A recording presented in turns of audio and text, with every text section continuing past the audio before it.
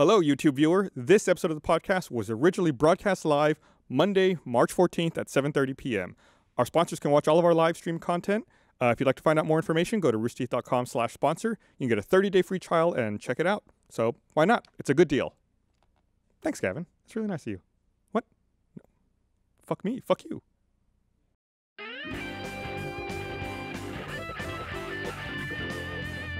Hello, everyone. Welcome to the Rooster Teeth podcast. My jeans are broken. This week brought to you by. Stay tuned to the end of the podcast. We have a supplemental segment with some people involved with Hardcore Henry, Charlotte Copley, the director Ilya. I'm not going to try to pronounce his last name, and his wife with an N. Dersha.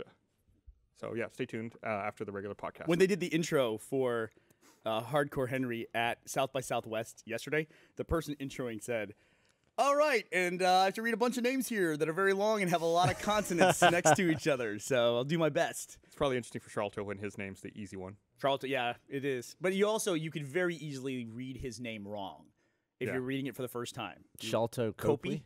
Yeah. Copley? Copley or something, Copley? Yep. You talked about him ages ago on the podcast. I love him. Because District 9 came out in like 2009, and we were all about that. God, it was that long ago. I had never seen him as an actor before that. And I loved him. He's like, he nailed that. He's likable. Wickus. Was that the name of Yeah, the that was his Vickus. name, yeah. Vickus or Wickus? It was with a W, but it was pronounced Vickus. Vickus. There's a movie that's out right now called The Witch, but the way they write it on the poster, instead of a W, it's like two V's together. The Vitch. The It looks- Vitch. The Vitch. The Vitch. And Ashley and I talk about going to see it all the time because like we'll be like, "What are you doing tonight?" It's like, "I don't know." And I'll be like, "You want to go see The Vitch?" She's like, "The Vitch." So we don't want to go see the movie because I feel like it would ruin it. But it was like a huge hit at Fantastic Fest when we showed Laser Team. So Cool. I had a phone at one point. Oh, here we go. So you're coming in hot today? Dude, coming in really hot. The South by Southwest is, by the way, I'm Burnie.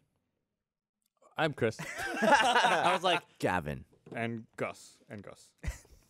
good one, Gus dude. and You Gus. fucking nailed it. Yeah. Back. But this is the week that South by Southwest is held in Austin. We And usually do a 2 weeks. podcast from some random bar, but we Somebody didn't. brought that up, and I was like, I have no idea what you're talking about. They're like, you do it literally every year. I did it with Sally LePage last year. We did the science podcast. We should get a science person back in here. We've tried to contact a few, but then I think they look at our videos and then I they I never like your reply. shirt, by the way, the Morch Morch. Oh, thanks. This just went live on the Rooster Teeth store. Literally Oh, right we're now. selling the shirt? Yeah. I thought they made it just for you. No, it went live. You can go to the store and buy it right now. But who We've will? lost our minds at this Who point. will buy that? Actually, when I It started says Rooster Morch. Teeth, did you know that Jeff and Gus started another company right after I started Rooster Teeth? Can I name the company? Would you know it? Yeah. What was it called? It was Wootwear. Wootwear. That is correct. It was a place that sold T-shirts, and actually one of my favorite T-shirts ever. You know, like it wasn't a Rooster Teeth shirt, but it was like in the history of like this group was actually a Wootwear shirt. Do you know which one I'm talking about? Yeah. Which one is it? The Green Sarge. No, that was we gave them a design like Rooster Teeth. Oh, gave you it- said not. Oh. So then it was it the Octopus. Shit. What would it have been? that was the octopus was the other red versus blue shirt. Yeah, What was it? it was the drunk shirt. Oh, But Dirk. But drunk was spelled wrong. It was spelled Dunk, and it's just like that was it. And it was a really like a brown shirt with yellow Dunk on it. Blue. Was it? We Yeah. should. That's your design. We should buy that design from you and make that shirt Fuck, again. just buy it. Just That- fucking make it. That's the ultimate. That's the ultimate like retro shirt. I'm pretty sure there's a photo of me I've seen online. Great. I searched for Gus Dirk and it's all like You images drunk? of me from Extra Life. Or you at the you as the tiger. No, not even. It's just Extra Life. But yeah, so South by this year for South by, it's the first. Traffic becomes a nightmare. The city shuts down. The mayor actually told people on Friday to take a half day or work from home. And you know what? That worked. Yeah, traffic was awesome on Traffic Friday. was awesome on Friday. He should say that every fucking day. Just stay Everyone home. just stay. So this is like for the first time ever this South by, I started taking the train to get around. What? The Yeah, light rail? train. Awesome. You're awful. Awesome. You know why? Traffic stops for the train. It's true. You're never late. Like, you know exactly what time you're going to leave, what time you're going to get there. Why am I awful? You're from the UK. They have trains everywhere. I said I didn't awful. say Oh, you you were said racist. awful. I Okay. wish Austin used the trains more. You should absolutely do it. Yeah. Totally worth it. It's way cheaper than an Uber. Dude, Uber surge pricing's on the, it's mental. It's like 4 times sometimes. It's Oh, I actually never saw that high. I got to actually 2.8 at one point. cheaper to get an expensive Uber. You know, have like all the different levels of Uber depending on where you are. I think it's cheaper just to buy the car for like 20 minutes. But like sometimes if it's like 4 times, you might as well get Uber Select that's not got surge pricing. I do that. That's what I do. You do that. I was in a cab on the way here. A real and- taxi? Yeah, because and I was sitting there and we were at a stoplight. Can I ask you a question? Yeah. Real quick. You took a cab. At any point during the cab ride, did the driver complain about Uber? They always do, yes. What but is the this one story with didn't. that? This one didn't. They're Because the best advertisers for Uber in the world because you're like, I can't stand hearing about this Uber thing anymore. I'm just going to go to Uber and drive with those guys. I was sitting at a stoplight for so long, and I was like, man, traffic's really not moving, huh? And he was like, do you want to get out? And I was like, yeah. And he was like, just go. And he just let me out, and I walked up 3 blocks and then got another cab and then made it here, like, easy. And I he's just had still to get, there right now. Yeah. I just had to get past the fat zone. What? I don't know what that means, but I love it. So, you that's okay though. What you did etiquette wise is totally fine. Where you would be a dick is if you called an Uber guy, got him into that mess, then got out of the car and left. Yeah, well, and that's the thing. He offered it to me. I wasn't gonna be like, hey, can I hop out? You picked up a cab in the middle of all that. He was already there. Yeah. He was fucked to begin with. Yeah, that's fine. That's the value proposition there. He'll also pick up somebody else in like literally 2 minutes Yeah. in South by Southwest downtown. So this is South by. We've probably explained this 10 billion times, but South by Southwest is actually 3 different festivals. It's an interactive festival, which is weird, and getting weirder all the time. South by Southwest film and South by Southwest music, and music hasn't even started yet. That's starts the this weekend, I think. That's No, the it big starts one. like tomorrow. That's Okay. where like 1 million people descend on the city, and it becomes a nightmare. And we've told the story before on the podcast, but when we had our old office, which we sadly drove by the other night, last night, and it's now a hotel. I don't even recognize it. Yeah, they tore down our office and they built a hotel now. It's all construction. Yeah, it's coming in 2017. This hotel, like a the loft, rest of the town. like a loft hotel. Coming soon. We're gonna come in 2017. It's weird. Like the last happy hour we put up was Jeff slamming that ping pong ball into my forehead from like 7 years ago. Mhm. It's just crazy that room doesn't exist anymore. Just isn't there? Fuck it. Who cares? That office sucked. You remember that office? We're talking about the one where it was what we call our Congress office, but that's the one where we started RT Shorts in. It's first ever did our live action productions. What was our first ever live action production? Do you remember?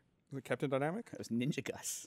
That doesn't count. I think it counts. We were posting live action footage of you in the hallway. A narrative, dumb. a narrative story. I of a remember man you- in a hallway. You like hopped into the back room because you were filming that, and I was like, "What are you doing?" Because you came in like, We're starting something big. "Yeah." The other thing I do. Oh, here it is. Here it is. There it So is. I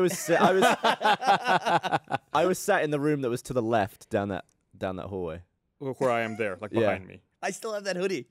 I do too. and basically, yeah, he like sprints into the room at the end, and I was like, "What the hell's happening?" I think this next one's my favorite. The camera move, like the discovery move, is great. We get the payoff at the end. And that was based on the Ninja Cat short, which at the time was a big deal. But I thought, we actually filmed a couple of different things. I think, Gavin, you were with me when we went out to we were doing stupid life hacks. We never posted any of these. Remember the stop sign life hack we had? He's like, "I have to." Just don't stop at stop signs, and that's the hack. That's really funny. But it was Yeah, you were like, "Check this out." And you just like walk straight through. Like, didn't even nothing. need to. Don't Wait, even need to wait. stop. Where you were walking? Yeah, that Oh, was I thought you part were of it, too. driving. That was part of it too, and then we were gonna lead to driving and everything. But some about it, I don't think we had enough confidence yet as filmmakers or live action filmmakers. So I was like, "Is this working?" And we was like, "Ah," and then we just went to lunch and said, "Kind of fuck it." I don't even think we edited that thing ever. Did you even shoot it? We did shoot it. We shot it on I remember you the blocking it HVX out. or something? I think I had a camcorder. Remember Yeah. that side Oh, yeah. little screen would flip out camcorder? That's what I think I filmed it on. I think it was a whopping 720p. Yeah, or a So- flip or something. Some product that no longer exists. The other thing I'm doing to try to get around and beat traffic, and I did this last night. We got a chance to see the movie last night, Hardcore Henry. And when I was on Which my was way, great, by the way. which was great. We'll talk more about it when we get to that part. But what I did last night, and one of my other things to get around traffic is I rent those bikes from the B-Cycle place. Oh, so I do that too. Yeah, last the night rent-a-bikes. I basically from my place I drove down to the UT campus, saw a place, got on a bike and just rode a bike from UT to downtown. Smart. Took 5 minutes. It's that. No traffic. You go right around everything. Just When I was making fun of you for getting on the train, I was going to say, have you done the bikes? Because I actually do the bikes, and those bikes are great. Although I'm always worried I'm going to get to a rack that's completely filled. so I took the bike successfully down to the movie last night, Then when I left, I was kind of tired. I was like, I'm just gonna take an Uber back up to my car and then take my car back out. Yeah. So I got in an Uber, went back up to my car, then had to drive from my car back to my place. And as I'm driving to my place, I saw a cyclist get hit right in front of me. No. And it was like, it's a sign. Like I should not be doing this anymore. Like there was a it hit by cyclist. an Uber? There was a cyclist in the bike lane to my right. He passed me, and the car in front of me turned its right turn signal on, and it was going to turn into a restaurant. Yeah. And then just fucking hit the cyclist. I think that's a common accident between car and cyclist. Like, I knew somebody who was driving, and a cyclist punched her car, and she was furious about it. I was like, what happened? He's like, the cyclist was in just driving along on the side of the road, and I passed him, and I was taking a right turn, and it's like he had to stop, and then he punched me and like cursed me out. What an asshole. I'm like, no, you cut off a cyclist. You like passed him and then turned right in front of him. Like, that's you being a dickhead. It's like they don't know what it is. Like, yeah, I was stood on this hill and a bunch of ants came out, and I was like, what the hell's happening? It's like, yeah, what? You stood on an anthill. Stupid ants. You know, I was stomping on their home like Godzilla. Yeah, I was crushing 90 of them to death, and they got pissed off. Yeah, it was it's one of those things where somebody says it with zero self-awareness. And it's like, even after I explained it to her, she was like, no, he was a dick. And I'm like, okay, I guess we're going with that. That's the way that'll go. It would be weird if you like cut someone off in a car and they get out and punch your car, though. But if they hit your car with their car, that would be like you caused an accident. Yeah, but like a punch is like. Well, also, Go for a kick. I don't know Never that a she punch. punched that the guy, like he probably actually hit the side of the car, and because he's a Okay, person, she yeah, probably, yeah. I don't know, That she didn't see him. She didn't like. He wasn't like, put him up. There's a lot of fail videos of cyclists and motocyclists You remember the getting time annoyed and kicking cars while they're driving, and it just knocks them off balance and they Oh, fall. It yeah. happens a lot. It's Like, funny. people kick cars while they're driving along. One of the Bike. great subreddits is Instant Karma. Have you ever been to that? Yeah, I love that one. Is it gross? There's another one actually. It's kind of like Instant Karma. What's it called? It's called Justice Porn. Have you seen that? I've And seen that one, it sounds like pornographic, but it's not. It's all just like, oh yeah, It's that all guy- barely legal. barely legal karma. Yeah. But it's like somebody does something wrong, and it just like comes back immediately to like pay off Well, it's like negatively for them. the guy in the fancy sports car who's like showing off and like waving, and then he What are you saying about me? Nah, I get it. I And he get it. immediately like wrecks it. It's like that kind of stuff, right? I gotcha. Yeah. So you know what? I'm remiss to bring this up Bring it up. because I don't want it to not happen. But my son, JD, turns 14 this month. He turns 14. Over the hill. I'm telling you, Old. long in the tooth. And Time to retire. When are you going to hire him? so, but here's the thing. Do you think that JD will be driving before Gavin? I actually think now that's a distinct possibility. I shall not let that happen. If JD, can you imagine if JD Not by me picked driving. you up? I'm just going to like sabotage his test whenever he takes it. You'll just drive bikes around and like ruin every time Kick he his takes a car. driver's test. Just like try to make like fake, really difficult driving tests to give to him, like with all the information's wrong. You should find out if there's like a fake manual to study for the driver's test and give him that so he gets all the laws wrong. That's sick. Ruin him for the rest of his life. So one of the fun things about South by Southwest that happens whenever it happens, a lot of people come to Austin, so we like see a bunch of people that we don't, normally see. Like I was able to record a podcast with Phil DeFranco the other day, his podcast, not ours, and that was great. It was really Is that interesting. different to Table Talk? Yeah, it's just a one-on-one conversation. Table Talks where they draw a topic out of the bowl. This was just a one-on-one conversation between him and me. And I don't want to take away from that. You should go watch it whenever it comes out. But there was a really interesting picture that I saw on Twitter that I believe his wife posted, which like definitely spoke to me. It was he was having to take a phone call during his anniversary dinner, and it's like I could relate to that photo so fucking much. Anyway, but we talked about it in depth on his podcast, and it's like to me What, that because you had to take a call? well, I'm gonna steal a little bit from what we talked about from that podcast, but It's promotion. one of the things that drives me a little nuts is when I watch people in this industry, like they tweet about stuff, like they tweet about, and it comes up a lot at South by Southwest, like where people go to a conference or a presentation, and the person up there is a motivational person, like telling you all these corporate paradigms and like believe in your dreams and you got to hustle. That's always the big thing is hustle.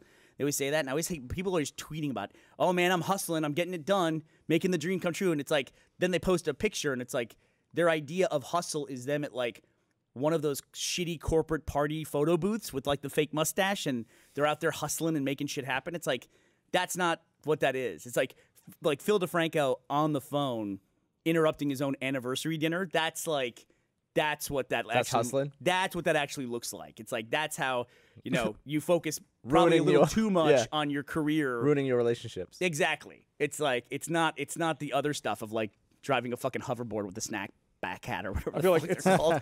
like there's that one, hustling, and there's also world domination. The world domination thing is like, listen, not everyone's going to dominate the world. Why does everyone say that? Like it's a catchphrase. Is that a thing? Oh, you haven't heard that? It's like a buzzword that makes me instantly turn off. Like, all right, I'm done. Typically I'm with out. like people involved or people who like Twitch, I find. Or I mean, listen, it was Bungie's motto for a long time, world domination. Yeah. I mean, it's like a true. lot of people use it. A lot of people, and it's just like, just stop it. Just stop it. Get over it. It's not happening. You're not going to dominate the world. Dominate the world. Of course, we probably would have said that to Donald Trump a few months ago, and who knows? It's within reach, man. It's there. It's right there. It's happening. Another person I want to say a shout out to Ryan Williams, who is a guy we met a few years ago. When we were dressed as elves. Gavin and I went to an event at the YouTube space for I think it wasn't What's Trending, but it was What's Trending was hosting it. Shiro was hosting it. It was a charity thing? Yeah, and it was like a We've come off like mugs though, because to the untrained eye, it appears that we thought it was fancy dress, but it wasn't. But really, we were just trying to be assholes. it was a Christmas thing, so we thought, why don't Gavin and I show up dressed as elves and just be like, we're just fucking around. And like, I think the only person at that thing who There we are. Also, Birdie's is a woman's elf costume. yeah, I think mine wasn't mine a Robin Hood costume that got turned into that? Something like that. And I'm wearing like Where's Wally took a wrong turn. There you go. And it was actually, I think you had just started dating Meg, and it was like we were like, we had this idea, and then it was like you and I called, I think, one costume shop trying to find elf costumes 2 days before Christmas, and they're like, no, go fuck yourself. Those are all booked. We were instantly like, nah, forget it. So we hit eject. We were like, okay, we called one costume shop. It's not going to happen. And Meg was like, oh no, we'll make this happen. Doing this. So she like rented different costumes and built the elf costumes out of these different costumes. I didn't know that. Yeah. Yeah, Meg did all that. Bloody expensive too. I should have expensed that. That was a business expense. It cost me like $200 for that stuff. Jesus. I think the only person who got it, like when we showed up, was Grace Helbig. You remember? She loved it. She thought, what the fuck are you guys doing? It's like this formal charity event. We're going in like elves. And I think it was way funnier to us. And it's funny because that segment that we were on mic there, we're introducing. Do you remember who we were introing? Toby Turner. We were introducing Toby Turner, and I think he thought we were goofing on him. Or Yeah, something. he was just like really uneasy. He was like, What is okay. this? But anyway, so at that thing, that's where I met Ryan, and he has been for the last 2 years working on this book that he's about to put out. It's called The Influencer Economy. It'll come out in June. Is that right? Yeah, it's coming in June. Oh, Back geez. behind me. There's someone over there. I saw a shadowy figure over here. So Ryan's sitting in today. And so we'll talk more about it when it comes out. But we were interviewed for it. Who else, Ryan? We talked to Kovic and Bruce. Oh, Adam Kovic and Bruce Green are in it. Like I said, not every that's book a is shame. perfect. Yeah, Yeah, that's a shame. it's okay. Freddie Wong? Nerdist. Ryan, can I ask you a question? Yes. Is the Rooster Teeth chapter, is it before Freddie's chapter or after Freddie's chapter? You're such a sophisticated company that you're in the final stage of the process. Oh, so we're at the end of the book? You're at the end of the book. Because we are the ultimate outcome from the influencer economy. So the future sucks. Higher level, so you're after him. Okay, cool. Okay, so we're after. He's telling you us hear that, off. Freddie? You can't hear him. We're at a higher level. He's after, or the Rooster Teeth chapters after the Freddie chapter. Your jacket is messing with my eyes on that monitor. Let me see. Over there. Look at it. Wow, look at that. It's probably fine on the video. Yeah, but- it's just that display. That display. it's See, making it's like not bad on disco that one. lights, yeah. It's just that display. Oh. All right. We'll send you a screenshot. I want to read this. I want to remind everyone this episode of the podcast is brought to you by. Learn to cook, you fucking animals. What do you you cook need to be best? able to cook for yourself. It comes also, it has like an iPad app and you can see like step Yeah, by you step got instructions. gives you everything you need. Awesome. When is the steak Nothing off? will impress people more than if you cook for them. Yeah. Gavin, Steak. you just asked a very important question. Please Steak ask off. it again for clarity. When is the steak off? Gus, Let's have a steak off. when is the steak off? Next, what's today? Monday. Let's do it. Let's do it the 28th. Of March? Huh? I'm not here. Who cares? Patrick said, Patrick is shouting, he's not here. You want to cook a steak, Patrick? Or you just want to eat steak? He wants he to eat wants to steak. eat Okay. Well, I was thinking We could have a scoring system. we're doing something I'll just feed it to you and Babs, and you tell us if you like it or not. blind taste test. Get shit on What does that Chris. mean, blind? You gonna blind him? I'll smell it. Yeah, we're gonna blind them. That's I'll what a blind smell it taste from test afar. means. You blind someone. You know what that fucking means. You blind him with the cloth over their eyes. That's what you do. Not next week. What about next week? Can we do it next week? Yeah. All right, we'll do it next week. We're not doing it next week. What, you couldn't prepare a steak in a week? It's aged. What are you It's calling aged. me out? Look at that reverse psychology. Oh, you're fucking scared. Let me see my calendar. Are you going to do the one that you made me that one time? Yeah. That was good, man. good stuff. You got some competition. What are you doing? Are you doing sauce? I'll do a marinade. You're a cheap piece of shit. All right. Next Monday. I'll do. We want me to do two? I'll You do want to two make this steaks. interesting? Want to make this interesting? What do you want to do? What do you mean? Put some money on it? What, on best steak? Well, I feel like maybe we Stay should out of this, Gavin. You're a judge. You have to I feel like we should recuse have more yourself from judges this. if there's money involved. I think you're right. I feel like the judge is gonna bet. I bet Gus wins. No, I'm not going to bet. I'm just like, there's only 2 judges. It could be a draw. That's fine. I think I'm totally fine with that. What? No, Who's that? someone in control room. The twinks in the podcast. Need at room? least They said 5 that? years experience at Rooster Teeth.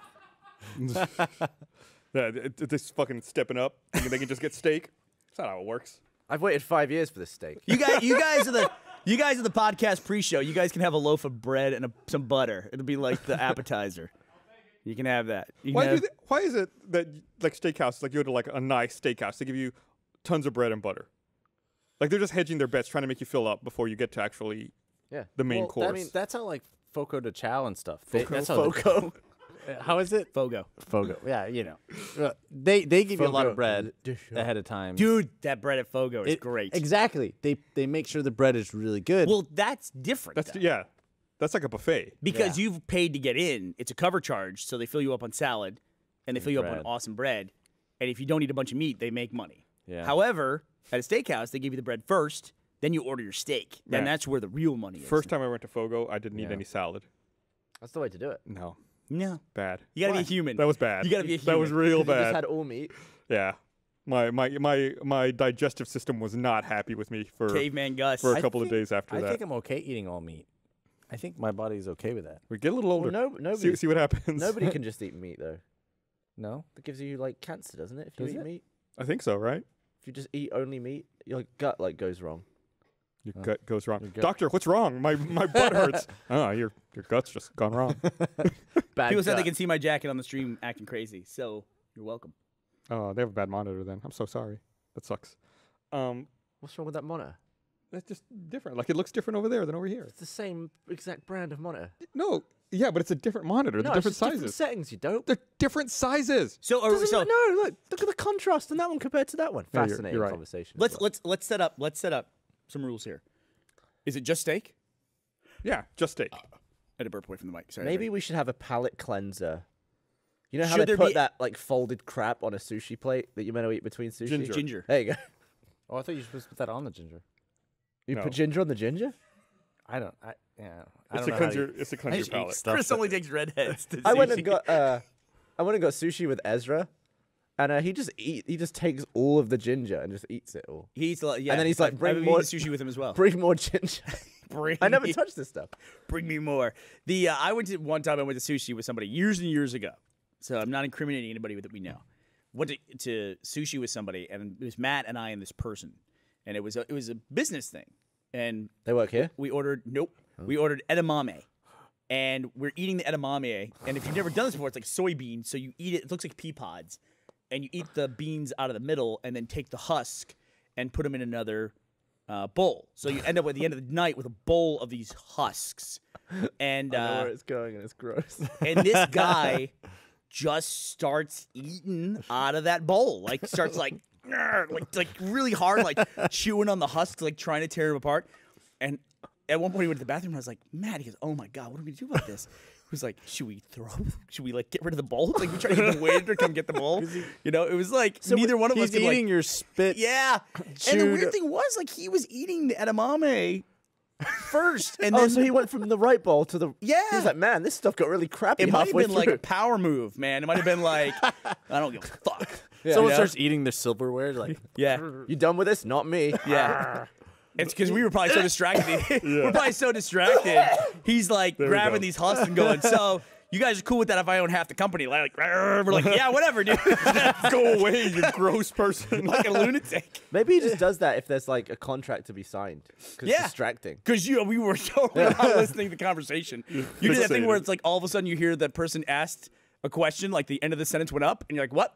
Yeah. The I was listening. waitress offers dessert. And he's like, no, I'm good. And he just eats your napkins. Just rips all them right, up. Bernie, you drank a spit cup. If someone, if That's horrible. But I hope wait, that sound got picked up on the mic. would you do this if you know it would help like a business thing? Would I do Where what? someone's got a spit cup. Oh my and they're God. spitting in it, right? There's gum in it. And then you're sitting there and they're spitting in it. And then during the meeting, would you, if you know it would, What is that? No. you pick it up, you say, "Are you done with this?" And then you take and you. If you made $1 million butt question, really seriously, that was just I had to drink out of a spit cup. One more time. I don't think I can do it. I don't think I can do it. Just like, What if it was warm instead of cold? I just have such a memory of it. I just.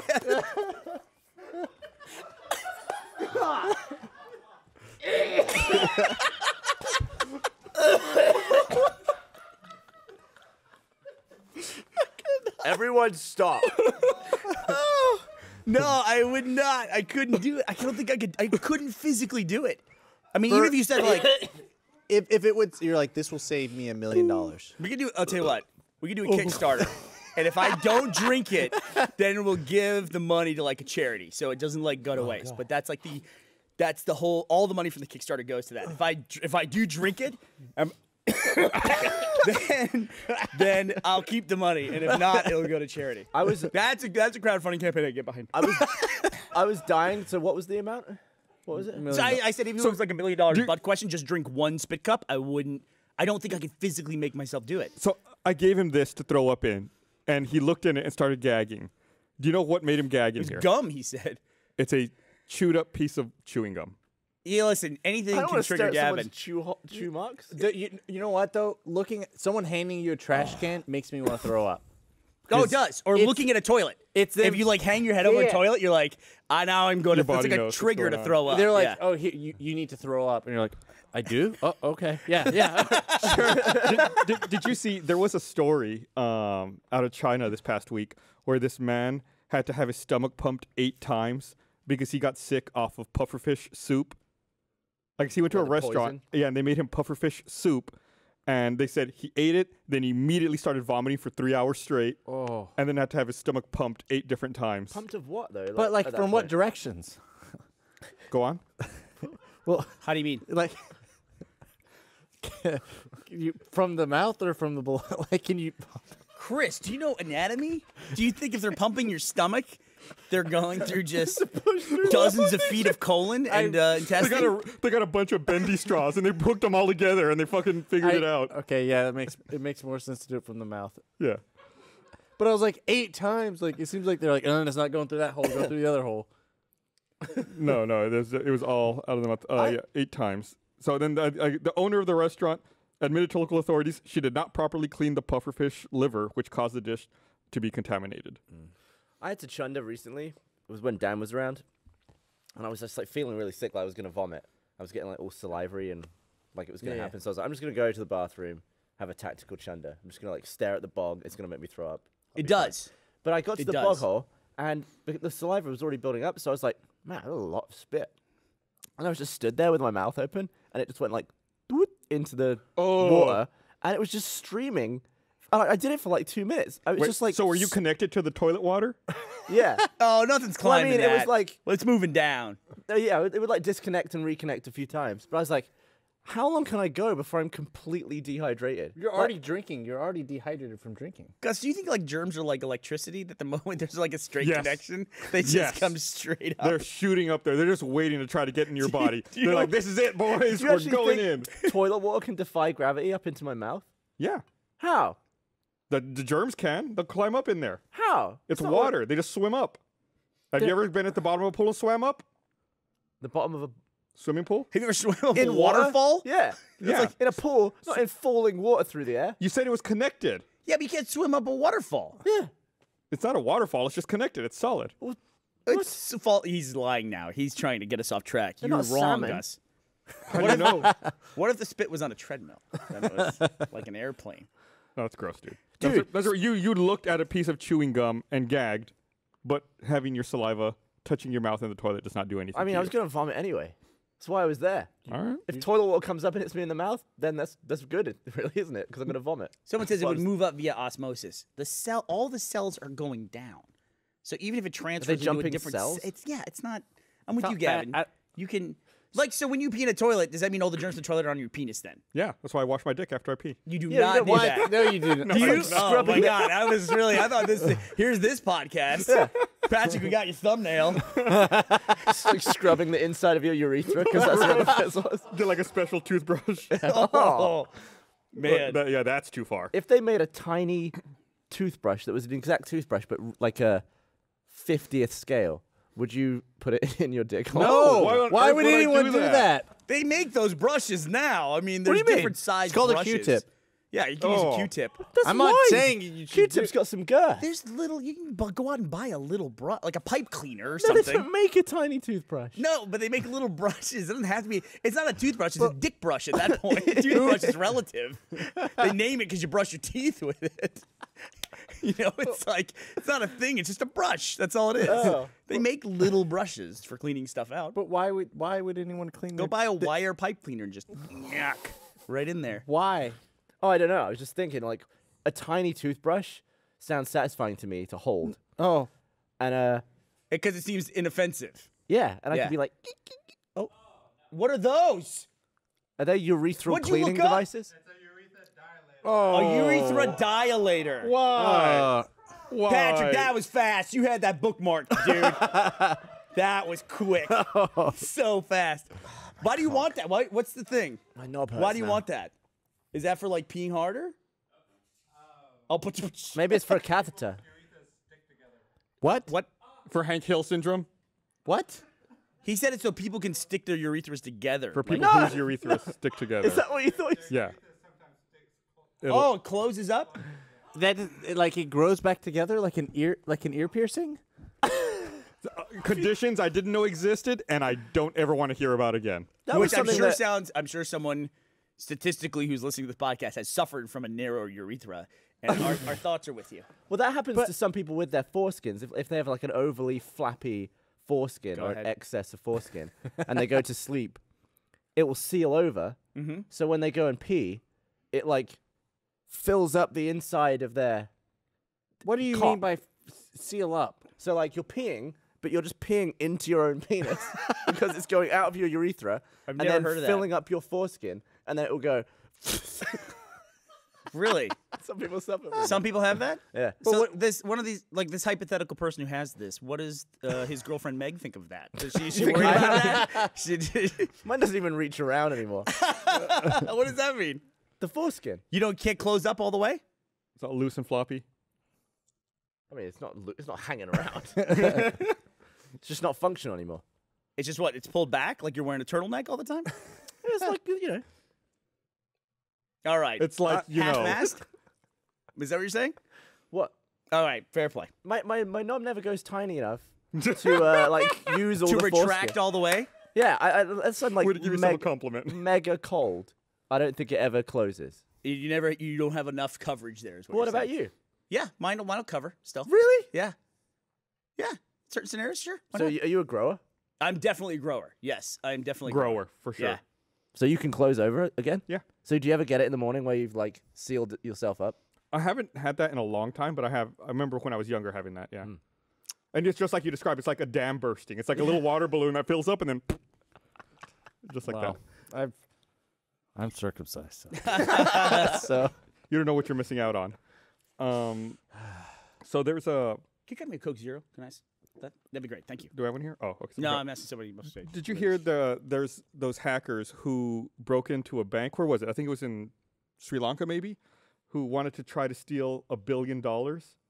And they got into the bank and they were going to make a wire transfer from that bank to their own bank to take $1 billion, but they made a typo, and they were going to send it to like some fake account that they had set up, to something foundation, but instead of typing foundation, they typed like Fandation. Like they just misspelled it.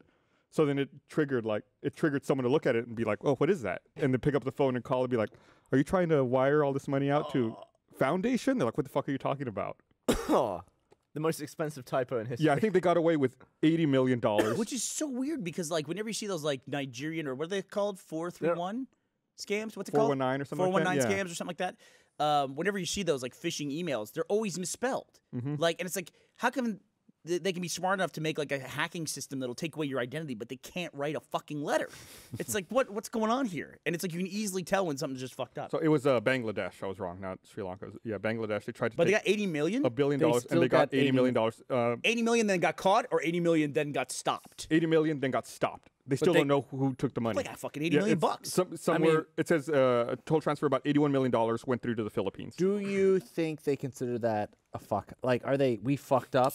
We only got away with 80 million? Of course, it's like, But you they left still- $920 million out there. No, I'm with Chris. like, it's still like, well, it could have been better, but, it's still a positive. We're still up 80 million. I mean, unless they had promises to different people, and now they're going to be executed. Yeah, okay. Yeah. I don't know their situation. Bit of a downer, wasn't it? They've made, for sperm, Go ahead. robot Okay. tail. Like What? a prosthetic tail. Why do they need that? Because some sperm don't have the mobility to make it to an egg. How do they You've got, like- attach it? I But don't there's know. other ways to deliver genetic material. Well, apparently this is cheaper. And the video... How is But it they could cheaper just to make a inject it straight in. nanotech tail? Maybe they just bung in a bunch of tails, but the All right, video... Gus, shall I I'm look loo- up I'm look up look- robotic sperm tail? The looking up video, sperm it looks prosthetic. like a drill that like goes all the way up to the head Could of the you sperm. imagine what the other sperm No, think it's about tiny, that it's guy? microscopic. They're like, what is that guy? Yeah. Why does he get the robot tail? Pimp my tail over here. It's gone straight into the egg. Check this out. I Bloody found it, amazing. yep. Oh my. So he's like latching onto the tail of the sperm. Got it. Sucking it in. Nailed it. Let's get that bastard to the egg. Boop, boop, boop, boop, boop, boop. Wait, so Nailed it. they're even What driving is it? this? Yeah, they can drive sperm around with a microscopic tail. How crazy is I that? guess it's just a better delivery system. That is the weirdest fucking thing I've seen in my life. It's like a Gus. tiny drone. But think of how small. You Every can't day I feel like I see something that's like too futuristic. I was not ready for that. Yeah, I didn't and know they were working on that. You can't see sperm with your eye, so you couldn't see the tail with your You eye. can't. I can't. Everything grows. Have you ever stared at? One of the funniest, one of the funniest hypothetical scenarios I ever heard was, what if instead of having in a orgasm you had millions of tiny sperm, you just had one giant one, and if it didn't impregnate someone, you had to fight it to the death. Like it was like a puppy sized. What would you say? Like a one night stand, you're like, all right. Before we go into this, just there's something's gonna go on. It may. Yeah, you go high, I go low. We'll take it out. It'll be nothing. There's two of us, one of it. Don't make eye contact with it. Yeah. So apparently I'm reading up on this tail. Yeah. They make a helix of metal, then using like a rotating magnetic field, they just make it spin so that it moves through to the egg. How? What? Yeah, How? that's class. Is it? So I guess what they do is they take advantage of the actual natural process of a sperm and an egg connecting. I feel like I'm having to talk with you guys. And anyway, as opposed to injecting genetic material into an egg, which might be harder on them. Well, it's more still expensive. Cells. They do that all the time, It's though, the size right? of a cell, That yeah. was I saw them do that in Species. I mean, that was put like it in the 20 years test tube, ago. you Shake it. There you go. Done. Would you swallow Probably. my sperm No. robot tail? Go ahead. Just the robot Just tail? the Yeah. tail? How much? $150. No. Yeah. Well, let me think about this. Gavin's pretty attractive. There's nothing on it anymore. And also, it's anymore. microscopic. It was on the sperm before. Yeah, I'm not to go. Well, it's not near his tail until. but it's like on, you know, like You how give me a some package stuff- of new sperm tails. No, I no, no. might, maybe. What but is a new sperm tail? like Where is this new sperm coming from? It's not new sperm, Chris. It's like before they introduced the sperm Just the tail. tail. Just the it's tail. just the tail. But you know how some stuff is too small to get water on it? Like you couldn't get the jizz fluid because it's too small. The jizz. what like, is if there too was- small to get water Like on think of a dollop of jizz, the smallest that jizz it? can Hold be. on, let me think about it. All right, I got it. Go ahead. Right. Now think of the smallest that could be. Like you take a knife Very and you small. half your little jizz thing until there's no halves anymore. It's the smallest it could be. It still couldn't get on the sperm tail because it's the surface area would be so massive compared to the little teeny thing. So it'd be clean. You could dip it in sperm and pull it out and still lick it and there'd be no sperm on it. Well, I mean, what you're saying, though, is you could do that with anything. Like, anything is not gross if you go down far enough molecularly. Like, you could, if Like there poop was is a, carbon. Yeah. A lot of carbon. If there was a tiny Carbon's toothpick, not gross, but it is because it's poop. If there was a tiny toothpick and I just stuck it into the smallest toothpick possible. Go with the stuck tiny it in a, toothbrush. Let's bring the tiny toothbrush back. We I gotta have two stuck uses it for this thing. in a dog poo and pulled it out. There's no shits on it. I'm not going near Okay, that toothpick. Let's buy a tiny toothpick and No, let's but get it some has to dog shit be- on here along with the steak I challenge. am has to not be going. smaller. Gus, The you're not going sperm- through that toothpick, right? Yeah, you're not going anywhere near it. I No, mean. no. No, but if it's smaller than bacteria, what's going to be on it? We'll find out next week on the podcast. Gavin, I know exactly what you're saying. I'm still not going near it. I'm still not Weird. doing it. It's like poo. It's like farts. You taste fart, but you don't because there's fart going. There's poo in your mouth, but you can't. You can't even taste it. It's not. It's not poo. Look, something that came from my butt that you smell. There's poo in your nose. You sound like my brother. We had this conversation. My brother told me that when I was like 8 years old. True, but Yeah. it's so small. I think my brother's quote was, "My brother was way too." But you still don't like the smell of farts. No. Why'd that's you true. say that with like an ellipsis on the end? Like, no. Do you like? Have the you ever smell smelled a of farts? fart you liked? I mean, your own fart's all right. So you like them? I don't like him. It's just like that's not the worst thing I've ever smelled. Although I feel like there's something mental happening there because sometimes I'll fart and forget, and then it's not mine, Right. and Come I'm back like, later. and I'm like, this sucks. Oh wait, no, I think that was me, but because I'm not sure, I don't like the fart. I know exactly what you're talking about. Have we met before? No, I'm not sure. I like Matt has a friend who in high school was on a road trip and he was in a car and he farted so disgustingly he made himself throw up in the car. What? Yeah. His buddy, Matt, and Matt can't tell that story without laughing because the guy farted and then like tried to roll the window down to get rid of it and then ended up just throwing up out the window while he's driving down the freeway. That's bad news, man. So obviously that was a stranger to him. He did Yeah. not know that fart. Well, that's why I think because people like their own farts, or they don't like them, they're just acceptable. But if someone else, They're like family. knew, like if I gotta you, deal with this fart. What am I gonna if you do? farted Yeah. and I knew you were about to fart, and I farted into your fart, and you smelled it. Oh, I that's think, worse. I think because That's you worse. because you thought it was yours, you would like it. Oh. I think that's the mental thing, is Here's that a- you'd be proud So of it. you'd You'd be have like, to like stealthily fart you into have his to- fart. have to and not fart. tell You'd have him. to own it. Like it's like, no, that's definitely my fart. It's like, I know my. there would be pride Here, involved. I have a question. Yeah. Is it weirder Tweets, what? to Should we just smell tweet at the top? Which one? to smell the fart of someone close to you or a complete stranger? What is grosser to you? It's all the same. No. Like stranger. Gavin's not close to anybody. I don't know what you're asking. Stranger farts worse. Stranger farts worse than someone close to you. I mean, they're both like, one of them is like 100 bad, the other one's 99 I would bad. rather smell a stranger's farts than Just leave it someone at that. close Leave it, to you me. can stop right there. That's fine. Well, because like you feel like you know too I much feel about like them. it's like yeah. It's I like feel too like if intimate. they like years from now, after we've all lived very great lives and pass away at an old age from natural causes, if like they like, what if they pulled like just one quote from each of us, for, like at random from this podcast for our tombstones? Like Chris's would be, "I'd rather smell strangers' farts." I know it would be. I would game the system so that was the case. I I'm don't gonna know die, and Bernie's just like, yeah. He told me he wanted this on his tombstone. Yeah, no, I got this. Yeah, I'll yeah. pay for it. I'll pay for it. It's all good. So there was a really funny tweet somebody made. I don't know why it made me laugh, but the person wrote, "I hate when I miss the start of the podcast, and I don't know if anyone has said anything about Gus's eyebrows." So what is wrong with Gus's eyebrows that set this guy off? They're the same. Nothing's happened to them. Is Nothing. something wrong? We Did didn't you get a discuss haircut them. again? I got a haircut, but they didn't touch my eyebrows. Tell me. You got to tell me, please. I don't know. You And are looking very symmetrical. Ian McIntyre on Twitter just said, "I feel like tuning into the podcast and immediately hearing a discussion about sperm isn't that uncommon." So maybe we need to change It's it. fascinating stuff. It's really not though. I sent you a text. I don't know if you got it there. Oh, I did get a text. But yeah, I thought it was something to do with that tweet though. So it's a question for Burnie there. I don't know if he's got it. Well, I'm Judging by his face, he doesn't have I saw another conversation which I forgot to reply to. Let me put this in place. I'm waiting for him to look at that and tell me what he thinks. Are we going? Should I read it? Are we going? It didn't say, are we going? I got a tweet from this guy. No, I sent you a text. I got the text. The text you sent me is a tweet. You. Oh, yeah, okay. bad But at I sent you technology. before that. I sent you a question. Yeah. How do you say that? Okay, let's. I have a word here, and I'm gonna spell the word to you, and then we're both gonna say how we say it. I'll say it, and then you immediately say it right after me. Okay, Gavin? Chris, you're in on this too. Go me, and then goes Gavin, and then it goes you. Okay. Gus is. Do you want to say yours? No. You don't want to say yours. No. So here's the order. It goes me, then it goes Gavin, then it's you. But first, I'm gonna spell the word, and then we say it. I Okay, need to ready? punch the mic. It goes me and Gavin, then you. Yeah. SPECIES.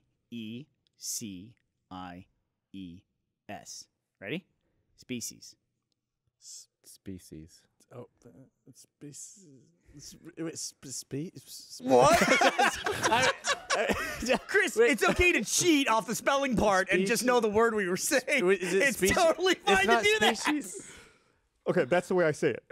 Species? Yeah. I was like, there's a trick question. Oh. Somewhere. That's where I was like, this No, no. can't be. You say species. Yeah, I say species. Okay. Well, I say both, so I have no room. Which one's correct? So someone tweeted, who is this? Hato Wells said that I'm mispronouncing it, that it's species? Species. I was No, like, species. What are you? You're Species saying the is same fine. word. You're saying the same word. Yeah, we are saying the same word. We're saying Species. it differently. Species. He's saying species. I'm saying species.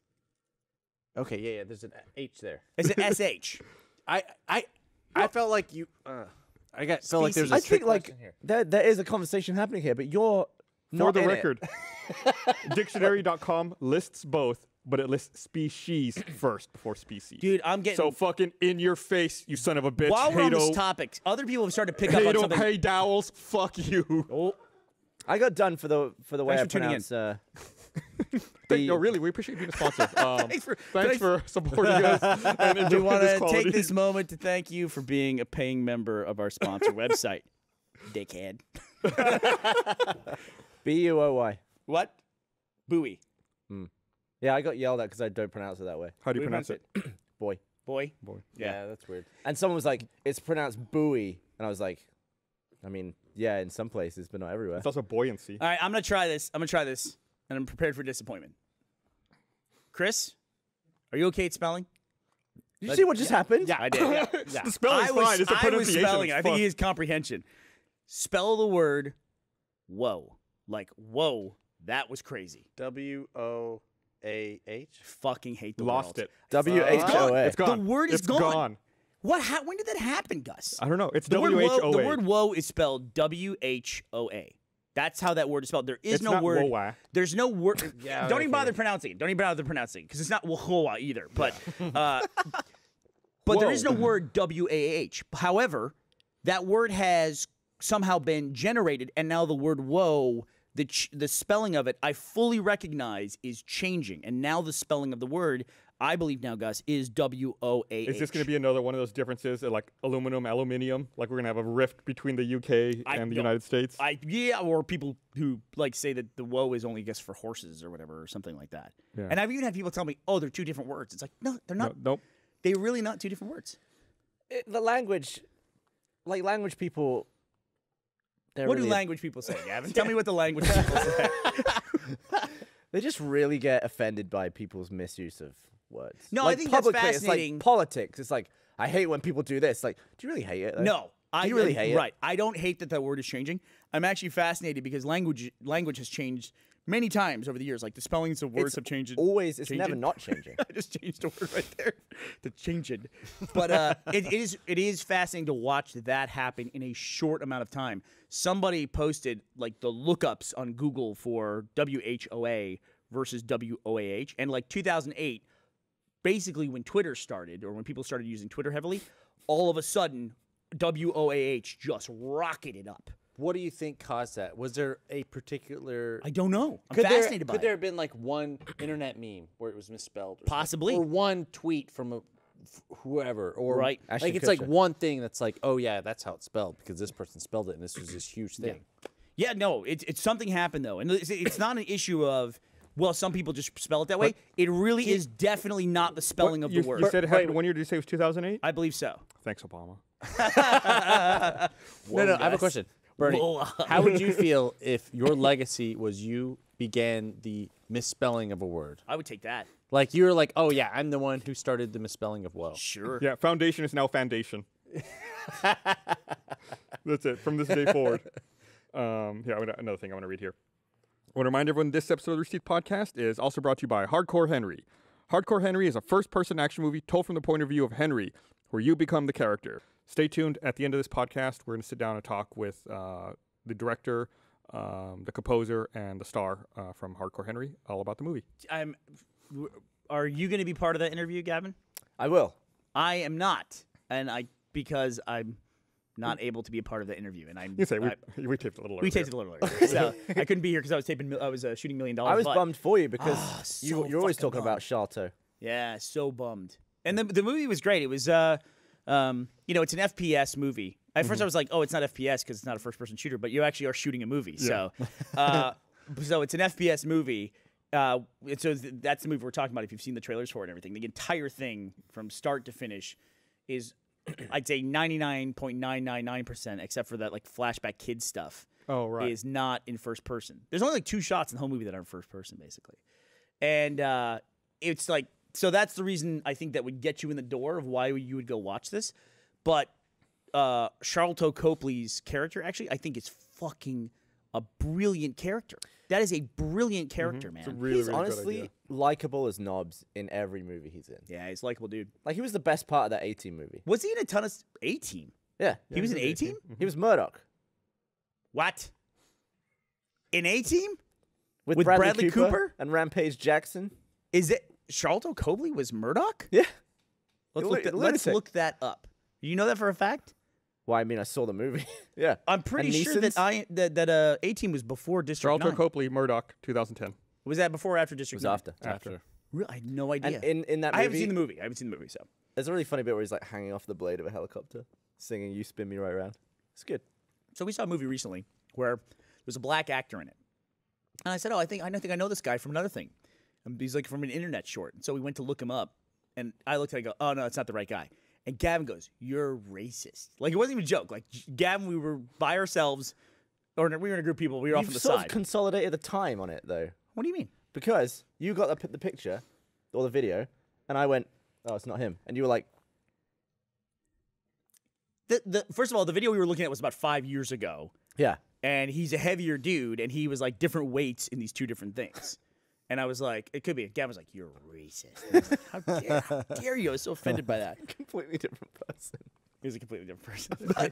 I mean, don't you have those discussions all the time about actors in movies? You go to IMDb and look it up. Like we just had it about Charlton Copley. Yeah. Well, I mean, but you were wrong in both cases. But I'm only racist in one? That's the point of the discussion, Gavin. Hey, did you watch The Matrix with Blaine? No. What is it? Oh, what is that, by the Emmett way? Dobbs, in answer to your tweet, no, he did not watch The It Matrix. was Meg's birthday. We went out for dinner. Oh, did you know it was Meg's birthday? That was the I other didn't thing. know. Wasn't gonna miss her birthday. I just didn't know what day it was on. What does that Happens. mean? Well, I wasn't going to miss her birthday. Hey, Like Chris, I good know job. her birth date, and I don't know. I it didn't know it means was on a he was going to be Saturday. So alive proud. during it. Chris with a solid, what does that mean? Okay, for what example. does that mean, Gavin? Here's an example. What day is your birthday? January 18th. What day is that? Same day as Right. my What, birthday. yeah. I'm not gonna miss Bernie's birthday. Why would he? This year, what was their birthday on? Monday. Tuesday. Sorry. You're right. Point It was Monday. It was Monday. But I remembered it's Tuesday because it felt like it didn't happen. Okay, Chris. You're What? losing me on that. Because my birthday was on the day I was flying to Australia for RTX Australia, Right. and I was like, oh, how cool would it be if my birthday was one day later and it didn't exist? Okay. Because flight zones, time zones. Flight I zone. mean, it would exist, but for a very short amount Not of time. for me. No, it would. I mean, you only Maybe. adjust when you land, but technically you're crossing time zones the whole Sometime time. maybe, but like it's one of those things where you fall asleep and you wake up, it's the next day. Yeah. And how cool it'd be really cool to be like, oh, Missed it last year. Yeah. that sucked. Would you not count it? Yeah. You yeah. say you'd I'd I stay the same age for another year? I think you'd make an argument. You'd be like one of those leap year jackasses. Oh, God. But it'd be one of those things where it's like you're lying about your age. It's like, no, I have a reason for this. How many hours does a date last on Earth? We had this conversation. Oh, on the no. I just want to say I'll be disappointed if we go to RTX this year and nobody cosplays as a sperm with a robot tail. I want. That's the one cosplay I want to see. They gotta have a friend who like screws the tail onto them. It's like What if Naomi Sequin will make that? She'll make like the little plush sperm You're like a separate like plush little. robot tail. Is that how you pronounce her last name? Sequin? Yes, I did not it's know like that. sequin. It looks like Chacone or Yeah. right the way it's spelled, but she told me it's pronounced Sequin. Wow, that's way fancier than. I think I'm saying it right. Yeah. see, you and Meg at Halloween came as She does a lot of crafts, by the way. We retweet her stuff all the time. you and Meg came as like a themed together costume, Yeah. right? She was a lamp, and I was the box that the lamp came in. All right. But that would be a good themed costume. Why? What? What? Oh, one of us being the. One of you could be the sperm. I feel like I'm the doc. Yeah, but I still exist in the middle of the robot tail. Like I can't like come over her like that. What? We'll just let Gavin. Gavin, we're not gonna pull you out of that one. You Oh, can look. recover. Hey. I didn't get it. Like that's from a movie. That's I've from never A seen Christmas Story. Yeah. Yeah. I get it now. Yeah. People were asking me what I was. I was like, I don't really know. A box. Here, I'm a box. I don't know. Did you She hear? goes as an elf. Did you hear about that guy? There's this person who's wanted in I think it's the Maryland and Virginia area. He has been robbing Walmarts. Oh, I love it. It's so brilliant. It's so simple. What he does is he walks into the Walmart wearing like an employee vest, goes up to a cashier and goes, "Hey, they need you at the office." The cashier leaves. He finishes checking out the person that they were helping, then just takes the cash drawer and leaves. Yeah. He like helps all the other customers in line, like one or two left, which is enough time to like get them out. And then the person goes to the manager and go, "What do you want?" And they're like, "Get out of here. I don't want anything." And then they come back and their cash drawer Their cash drawer's gone. And That the is guy's, ballsy. it's ballsy and it's so simple. It's such a simple. It's like a confidence game, right? I think they said that he's robbed 3 different Walmarts now. Just walks in and walks out with the fucking cash drawer. But you know what? That's what Walmart's going to use as the reason why they got rid of all their cashiers. In a couple of Oh, yeah, years. there- That's there what it you're is. going to see. Oh, so he doesn't So- take the drawer. He just bags the cat. So yeah, it probably looks suspicious if you Can we walked go out the back on front. that? Can we go front back door. on that? Okay, I got to analyze this for a second. So here's this guy. They're trying to find his identity and know who he is. One photo they have is a security camera. The other one is like an Instagram photo. What is that? It looks like Hashtag hustling. who took that photo? Who took that photo? It looks like the same picture, like the same moment. Yeah, maybe he just holds his head high as he walks like that. But I they're think they literally want just- you to see That does not profile. look like security footage. That looks like One of somebody them- snapped a nice photo. One of them might be an ATM. You know what it could possibly? Oh, You know what it could possibly be too? That it could be that Onion article coming to life, where at any point in time, there's probably a photo or multiple photos being taken of any square foot on Earth at any point in time, to where you can just find somebody who's in the parking lot at the same time as him, and then get the photo off their phone. Did you ever read that Onion article Yeah. about the fire Yeah. for the millennials? And they pieced together exactly what happened to the fire. Like somebody dropped a cigarette butt and they had a 360-degree extrapolated view of the cigarette falling because there was 3,000 selfies being taken within that minute, you know? And it was really funny. And then they knew the timeline of the fire because people were tweeting as they were going down the stairs of like, "Oh my God, building's on fire. Second floor's on fire." You know? And they were tweeting all that stuff. It's a really funny article. And it was written like 4 or 5 years I think ago. it was longer than that. Yeah, Yeah. it was a while ago. A really funny article. Yeah, but yeah, ATM makes sense. Yeah. I could see that being That's the case. really like close though. I guess they Maybe walked right in front of it. they enhance. Yeah. Enhance? they CSI'd it. They All you have to do CSI'd is have someone say enhance, and then it's enhanced. That's the way images work. Especially if it's a reflection in someone's glasses. Speaking of CIS or CSI, excuse me, CIS. the NCIS. Wait. Computer Information Systems. That's CIS. I just like they zoom in on Bernie's glasses and they're like, let's zoom in on the reflection on Bernie's glasses. They did it out of luck. Like our fucking enhanced system broke. But CSI is a very popular CBS show, and I'm part of another popular CBS show called The Amazing Race. Did you guys see the episode from Friday? I did. Did you see it yet? Nope. Great episode. Like that was that's one of the ones that I've was on where it's like I've been wanting to talk That about it. was I'm always re- careful, by the way, when I talk about it because I don't want to say how many episodes I was on, but not caught up I yet. was at least on this one. You That know was that. really a beautiful location. Like every place you went Fucking to nuts. and everything. We can talk about it. What was the that you location? saw. It was Chamonix, France. It was the Are Swiss. you just putting stickers on every week? Yes. You just noticed that? Yeah. So I have stickers. If you want to look here, that is my France sticker. That's my Mexico one. That's California. That's Colombia. And that is this one just says the French Alps. You got Switzerland over there. Yeah. It's got Hawaii because we went to Hawaii for some of the screenings. So I'm turning this like into like old luggage when they put the stickers on it, Gus. So I have these little stickers and I put them on there. So when I go to a different place, I'm just gonna start adding it to my laptop. Chevrolet are really getting their money's worth out of that. Oh, they really are. They we did that Chevrolet podcast at The YouTube. best day ever. Yeah, and they covered my Apple logo, and I've had this like Chevy sticker on there Like forever. best year and a half ever. That was at this point. That was last year. Was it? Yeah, because that was we helped the Super Troopers guys launch their Indiegogo. Remember? Was that? Yeah, that's correct. But Like every shot, every location was beautiful there. Like I was genuinely jealous. 16,000 feet up, 3 miles up. We were on the peak of this mountain. It was like we were in the shadow of what they called the Mont Blanc mountain, and we had to do all this stuff on top of the mountain. Why'd you say it like that? Mont Blanc. No, I mean, why'd you say what they? That's like saying this is what they call Everest. Because I actually don't know, like, the mountain that we were on, there's been debate as to actually if it was Mont Blanc or not. Because when you're racing, you're just, like, go nuts. And you're reading, it's like, that was like, climb up this thing, climb the needle is what we were on. Is Ashley, you over there?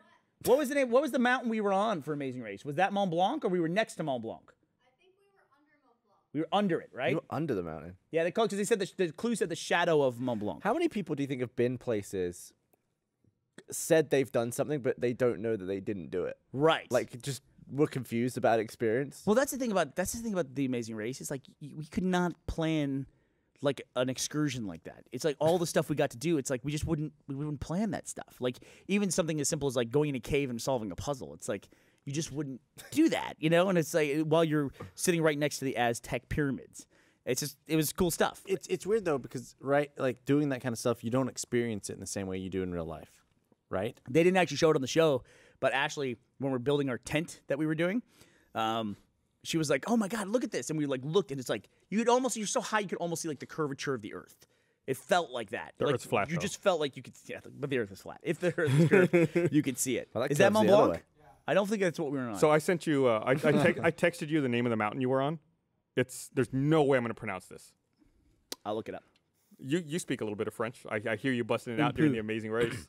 See if you can pronounce this one. It's Aiguille du Midi, so something of the day. Aiguille is. And it says it has the cable car, which is what makes me think that's the one you were on. I know Pre-Midi. That might be might be pronounced or might not be translating midi correctly. Milieu is the middle. Oh, there midi. it is. It's down further. What is it? It's needle of the midday. Middle midday. Yeah. So midi is noon, because après-midi is afternoon. But that was the mountain we were on, and it was nuts. So they didn't show Ashley like saying, "Oh, look at this," and I was like, "Get to work on the campsite." You know, 'cause we had to build this tent. And then we had to first of all, we had to wear these boots. They gave us gear because nobody was prepared for that. Like that was an extraordinarily extreme condition. And so they gave us mountain hiking boots, which I think weigh about 7 pounds each. It was like running around with ankle weights on all fucking day. It was crazy. And then we go up to the top of this mountain. That's it. That's where we were. That's the needle. That's top. There was a lot more snow on It it. is top. That's the very top. And Ashley rappelled out like across this crevice where there was like a 4,000-foot drop down, down the side of a mountain. And she was like, went out to get a clue and brought it back. And this like blizzard got kicked up by a helicopter It was and everything. amazing. What I've loved this season is watching people freak out about being in a cave and being claustrophobic or being on a mountain and being afraid of heights. Yeah. Every week it's like someone is freaking out over like That a kid core Cole was fundamental like fear. supposedly like holding onto that thing shaking. Like they were watching him, like his whole body was shaking, trying to step over that ledge and like they walked along the side of the mountain. That was part of the challenge that they did. But for our thing, we had to build this campsite, and that was hard enough because it really turned out to be a snow shoveling thing. And it was like trying to exert that much energy at that altitude. It was like I'd never experienced anything like that. But what they didn't show was the last thing that we had to do was put the sleeping bags into the tent. And for whatever reason, part of putting the sleeping bags in, we had to blow up 2 air mattresses by mouth. And that seems like a big deal at that elevation. Holy shit. That was, it's such a stupid thing. That might be one of the hardest things I've ever done in my life. Because we blew up these air mattresses, and then it was like, oh man, I'm out of breath. I got to catch my breath. And it's like, there's no breath. There is no oxygen Less up here. oxygen. Yeah, and it was just like, and then we had to like run up these stairs, and I have to be very grateful for the edit that I got because going up those stairs, I made some awful noises. Like they showed me get to the third or fourth step up was probably like the third or fourth step out of what do you think about 400 or 500 steps? At least. It was like climbing up one of those Aztec pyramids. It was that distance. What kind of noises are we talking about? I was making like this. Even not thinking about the elevation, like when Esther and I were watching it, and the camera shows, after you're done, the camera pans over and shows the stairs. Esther was like, "Holy crap, that's a lot of stairs to go up now." And then, we didn't even think about the fact that you're that high up and there's no oxygen. Yeah, and if you don't see where people weren't running, like they were just kind of shuffling along, that's because it's like you just ran out of energy the moment you exerted any energy up there. It was fucking nuts. And of course, we had a mountain guide who's French, good-looking French fucker. Sorry, he's very helpful to us. But he was guiding us around, and he's goes back up those stairs like nothing. He's like, allez, allez, allez, let's go, And it was and we were like, oh my god, I'm gonna fucking die. That's what Sherpas are. When you're climbing Everest, you live at base camp for several weeks to let your body adjust to low oxygen.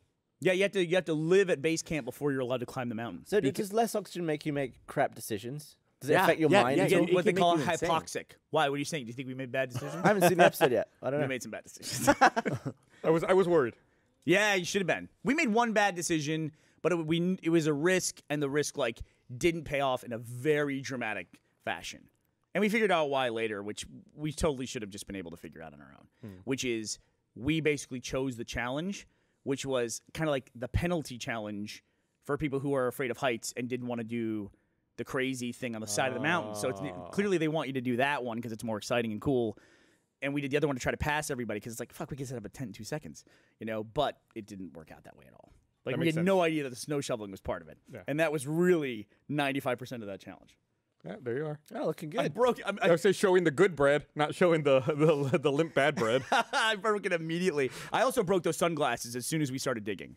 And then they were really worried about that because apparently it's at that altitude.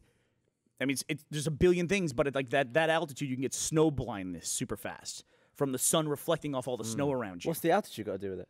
I mean, the air's thinner. I don't know. So there's less moisture in the air to cut that down. Maybe you're above the clouds, so there's no... or maybe it was just all the snow. But they were really worried about me getting snow blindness. Is that permanent blindness, or you just can't see for a day? I don't know. They were really careful with us. They were... And I have to say, they actually...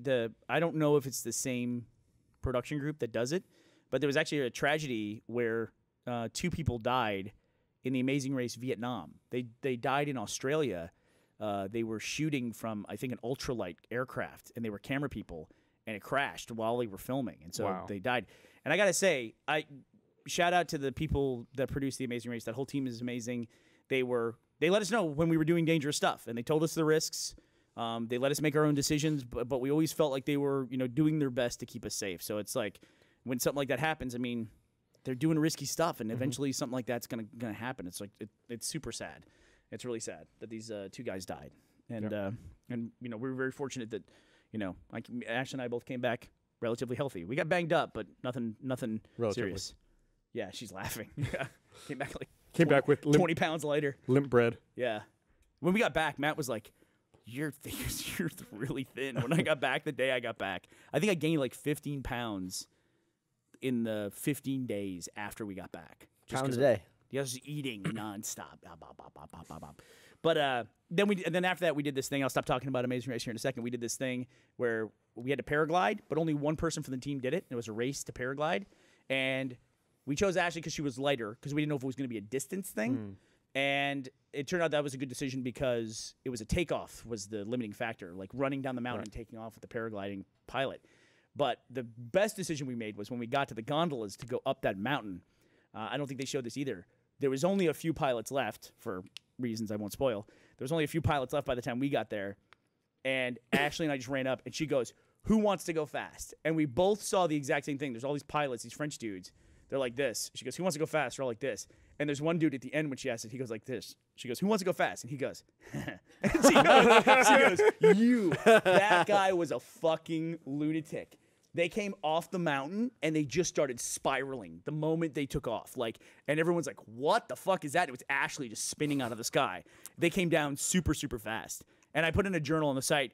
A lot of people asked how we beat another team to the mat when we left after them, or when they landed so far before us. And I put an explanation of that in the journal of why I think that happened. There's actually a screenshot where you can see the moment that we passed that other team.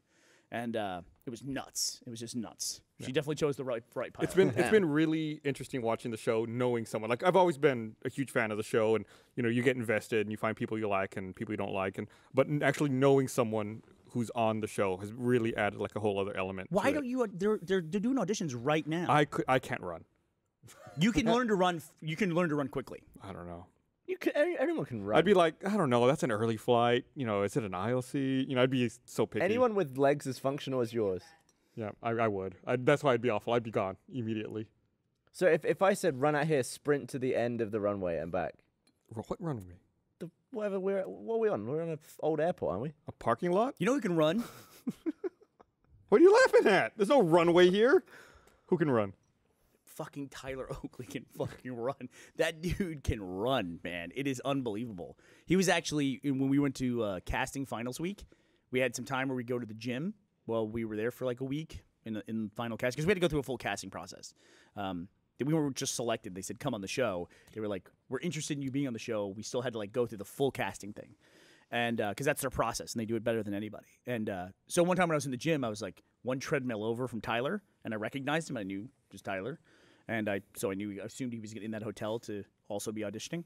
And I got on the treadmill next to him and was like, that's a little intimidation. I'll fucking outrun this guy. Holy shit. That ended fast. He's a long runner. Like, he can run for a long period of time. Those Frisbee guys those are definitely the sprinting team.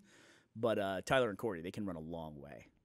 And then the fucking dancers, they dance for a living, for God's sake. They're in good shape. So I feel you. Well, yeah, Tyler and Corey have been doing good. So, it shows that. They've done very well, haven't they? Yeah. I think every episode they're like 1 and 2. Well, it's a long race, Gus, so we'll see what happens. It is a marathon. We'll see what happens. Also, it's off the air. It'll be back April 1st if you're watching the show. Yeah. It takes 2 weeks off for March Madness, and then it comes back and we go to some cool places. Stupid March Madness. Yeah.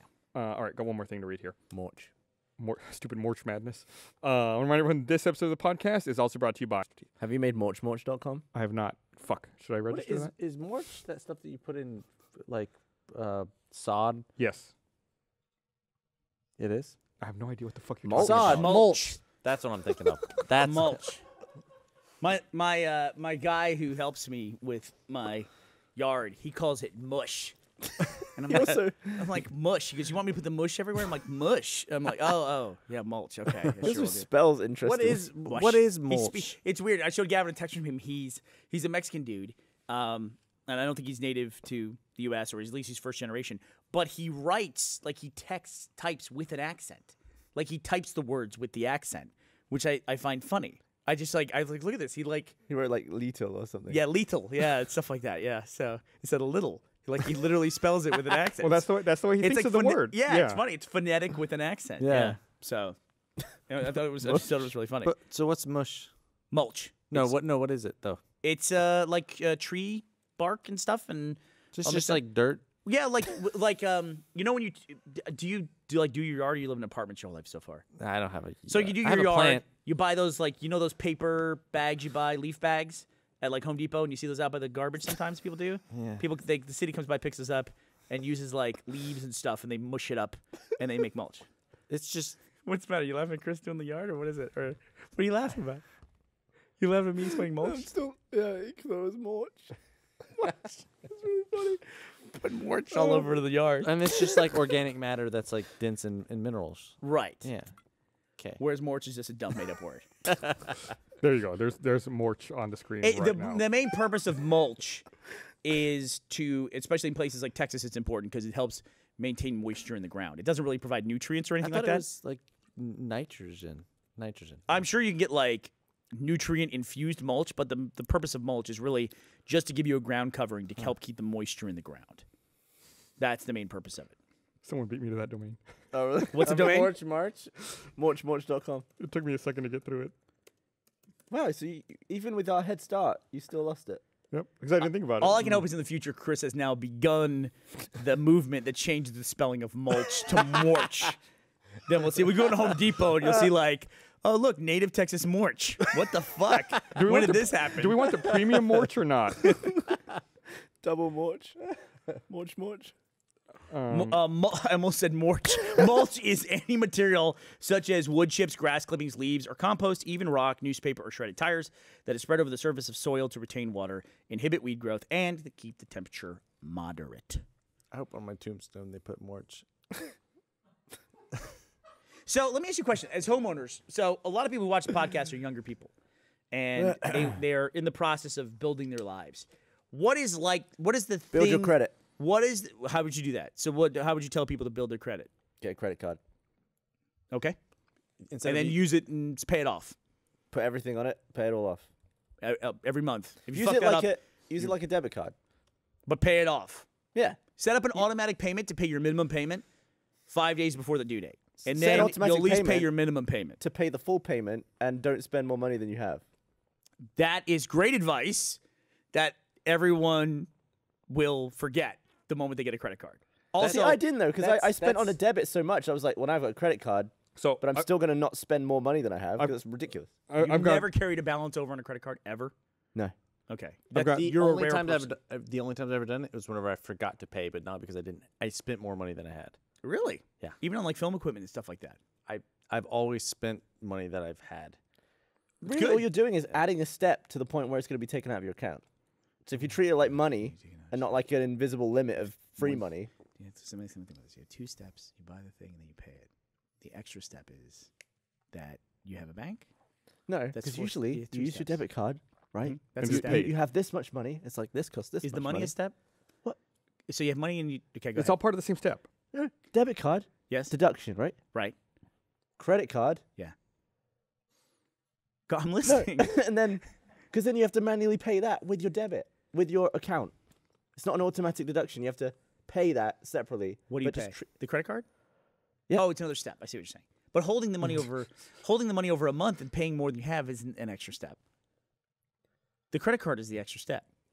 That's what I'm saying. What are you saying? Because we were He's talking saying about the credit card's the extra step. That's what he said. yeah, but we were having a whole conversation about paying more than what you have, and Gavin said if you use the credit card more than money you have in the bank, it adds an extra step. No, I'm saying credit card treat adds your it. credit card like a debit card, but it's just an extra step. I see. You're minimizing the experience, saying it's just one more Just step. don't spend more than your balance, and you'll never be in trouble. Yes, and then you'll get a higher balance or a higher Or you mean what a limit? credit. Oh, yeah. what a I'm not credit saying limit. don't You spend get a more higher than- limit. Well, your limit And might then you get in trouble. You're gonna get in trouble. your limit might be more than your balance, but Could definitely could just keep an eye on your balance. Don't spend more than that, in your checking account, even if your limit is through the roof. or just get a super high checking. When, balance. when I bought my first house back in 2009, like leading up to that, How many houses do you have now? well, my second one, I had an interesting experience where. Do you have your other house? What do you I was mean? making a joke. I was thinking you were up to like. Oh no, I multiple houses. sold the other house and Okay, I moved. this is just your second So- house you've owned. Correct. When I was gonna buy the first one, I had a weird thing where I didn't have any credit.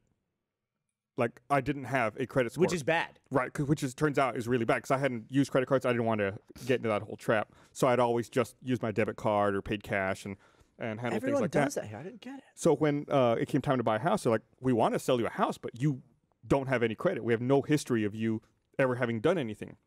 So in order to build credit, they gave me advice, which I thought was bullshit at the time, but it is actually what worked. They said, "Go out, get a prepaid credit card, and just use it." So I went out and I got a prepaid credit card, which is like you pay the bill in advance, Yeah. basically. You can't And- fuck it up. Right. I just paid the bill in advance, and all I did for 1 year is I just paid my utilities with it. And then after a year, they were like, "Okay, great, you've got great credit now. You can buy a house." That's all. Like that was so stupid. I did the I- exact same thing when I moved here because I couldn't get a credit card, and I had credit card in the UK that I did my credit building there. Turns out to be useless. I don't use my credit score in the UK because I'm not there anymore. So I basically started again with 0. I didn't exist, and I was like, "Man, I got to build credit." No one would give me a credit card, even with the smallest limit they had. Yep. So I basically had to give from my account. I gave the bank $500, and they gave me a credit card with $500 limit. That's exactly what I did. And I just had to use it, and then a year later they were like, "You have some credit now. Here's a credit card." And a no matter real how one. bad your credit is, you should work on that because it Start takes as early as you can. start as You early as never you know can. when you'll need some a loan. a, get your credit score. Buy a house. Up. Buy a house. But what is the thing like going forward in people's lives? you know, if you're super rich, you would have a butler and you would have, I don't know, a driver and you would have other things. But like there are other things you do, like in The Sims. A golf There's club like a holder. handyman.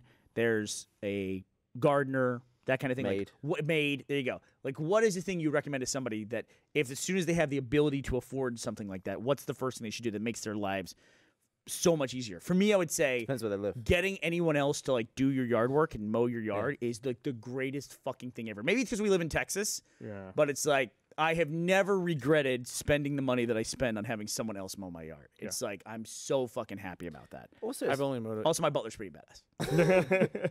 I've like mowed a yard like once.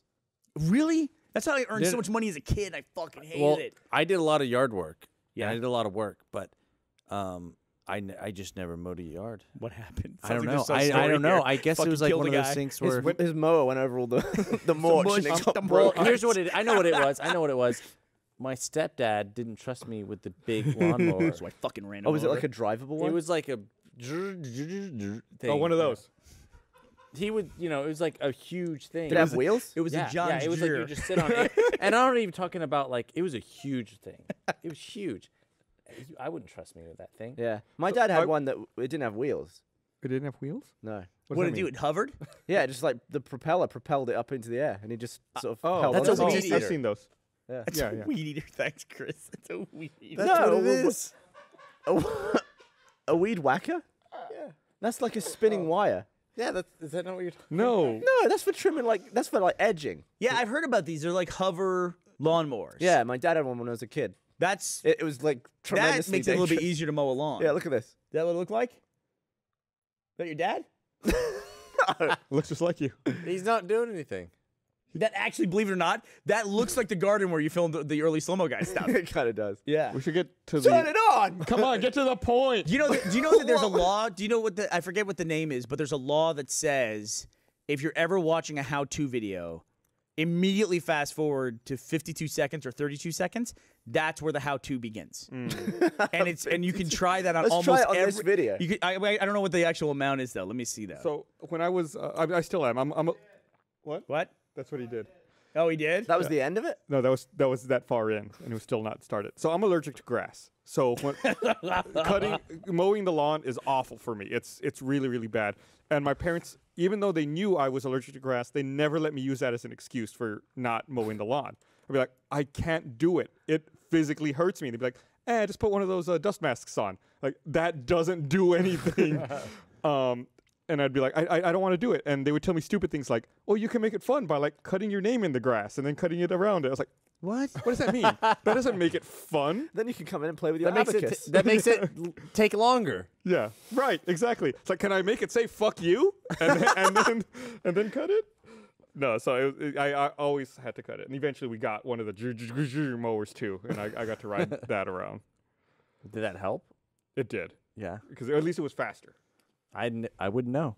But also, like, Someone on Twitter just said that I'm allergic to grass, like the nerdiest statement ever. it's bad. The allergies are real. I'm allergic to a lot of things. I have a lot of nerdy tendencies. I don't know if that's ever come across in this podcast or not. If anybody knows that law, I'd love to know on Twitter. I can't find it. If anybody knows that whatever that rule is for fast forwarding in a how-to video or an instructional video, I'd like to know what it is and try it. Oh, it's called the Somebody just said it. So thanks to Robert Holding, he said it's called the Wadsworth constant. Oh, right, the Wadsworth constant. Yeah, they talk about that on Reddit all the time. Is that why in Fallout the thing's named Wadsworth? That's It's Codsworth. Codsworth. The other one's in Fallout 3 is the different name, isn't it? Which one in Fallout 3? Hey! Yeah, it's much easier. Yeah, that's cool, dude. Oh, Why don't? You just Why aren't kill a all cat. of them like that? we're watching a hover mower right now. Plus, also, if you're in the UK, it's never That hot. guy's mowing the lawn like shit. He didn't have any crossover. He's also not mowing it. Like, Fucking where's all the... amateur. Oh, there you go. The It's just downside is another- it doesn't have a That's- bag. That guy's pattern was garbage. Fuck that guy. He shouldn't kick that guy off YouTube. Give him a strike. Wasn't one of them called Wadsworth? Who? One of the stupid floaty robots in Fallout. So Wadsworth. All right, Fallout. I'll look it up. Gavin tends to be right about this kind of stuff. Wadsworth, Fallout 4. It might be Fallout 3. Codsworth, it comes at. So let me look up Fallout 3.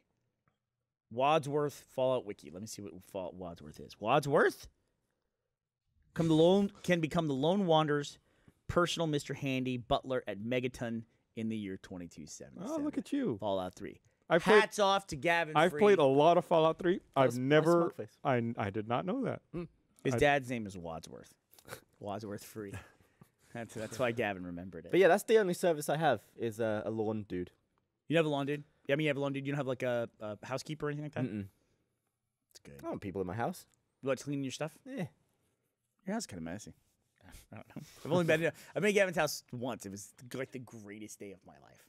Gavin invited me in and was like, "Look at my home," and I was like, You never saw the old one. "I never. You don't have to rub it in. I know I didn't. I know I didn't." See It was the kind old of one. messy though. What was? The house when you saw it. Oh no, your house wasn't messy. I've been listen. I've been in messy houses. That's not a messy house. I don't. Again, this is the progression of a conversation. Over the weekend, I was playing games on my computer. I was playing XCOM 2, and I just had the TV on. You played on PC or played on Xbox? PC. You only play XCOM 2 on PC. Oh, it's not available. Anything? No consoles. 100% So like, of Just Cause 3. Go ahead. I just had the TV on, and it's, one of those hoarding shows came on, and I just it's so Can't do it. I can't do it. I can't understand how it gets to that point, and then just trying to rationalize with someone about it, like it doesn't make any sense to me. It was really weird. I have a lot of weird things about me. Yeah. but that's not one of them. The podcast that I went on with Phil DeFranco, it's like I talked about like so much stuff that I don't normally talk about on the podcast, or I've learned not to talk about, just because I just can't deal with the anger. It's like I felt okay talking about his like fair use stuff. We talked about that for a little while. Ray William Johnson just lost that case, but one of the things we talked about was digital media and how I don't like having physical media and stuff. And it's like, I never talk about that because when the patch started, I got such a fucking negative reaction to that. Like people were like really upset with me. To where it's just like, look, maybe I'm wrong and I'm out of touch on this, but I will back off on the digital media thing. I'd like to say one thing. Go ahead. Hitman sucks. Okay. Great game. Awful. Yeah, you were tweeting a lot about it. So, single player game. You were like Michael with a new washer. Literally on the box, if there was a box that existed. It's my new favorite thing to make fun of. It's players 1. Online 1. There's only one. You can only be you in that game. No one else is playing. You It's the Hitman. He's the lone guy. Yeah, Agent 47. He doesn't work in teams. You have to be online to track all of the challenges. There's challenges linked to achievements. Like, Just Cause 3 has that. yeah, like kill this guy or kill both the targets within 10 seconds with the sniper, for example, is a challenge. Have to be online for that to count. You can play offline, but you don't get any of that. There's no point in playing offline. Right.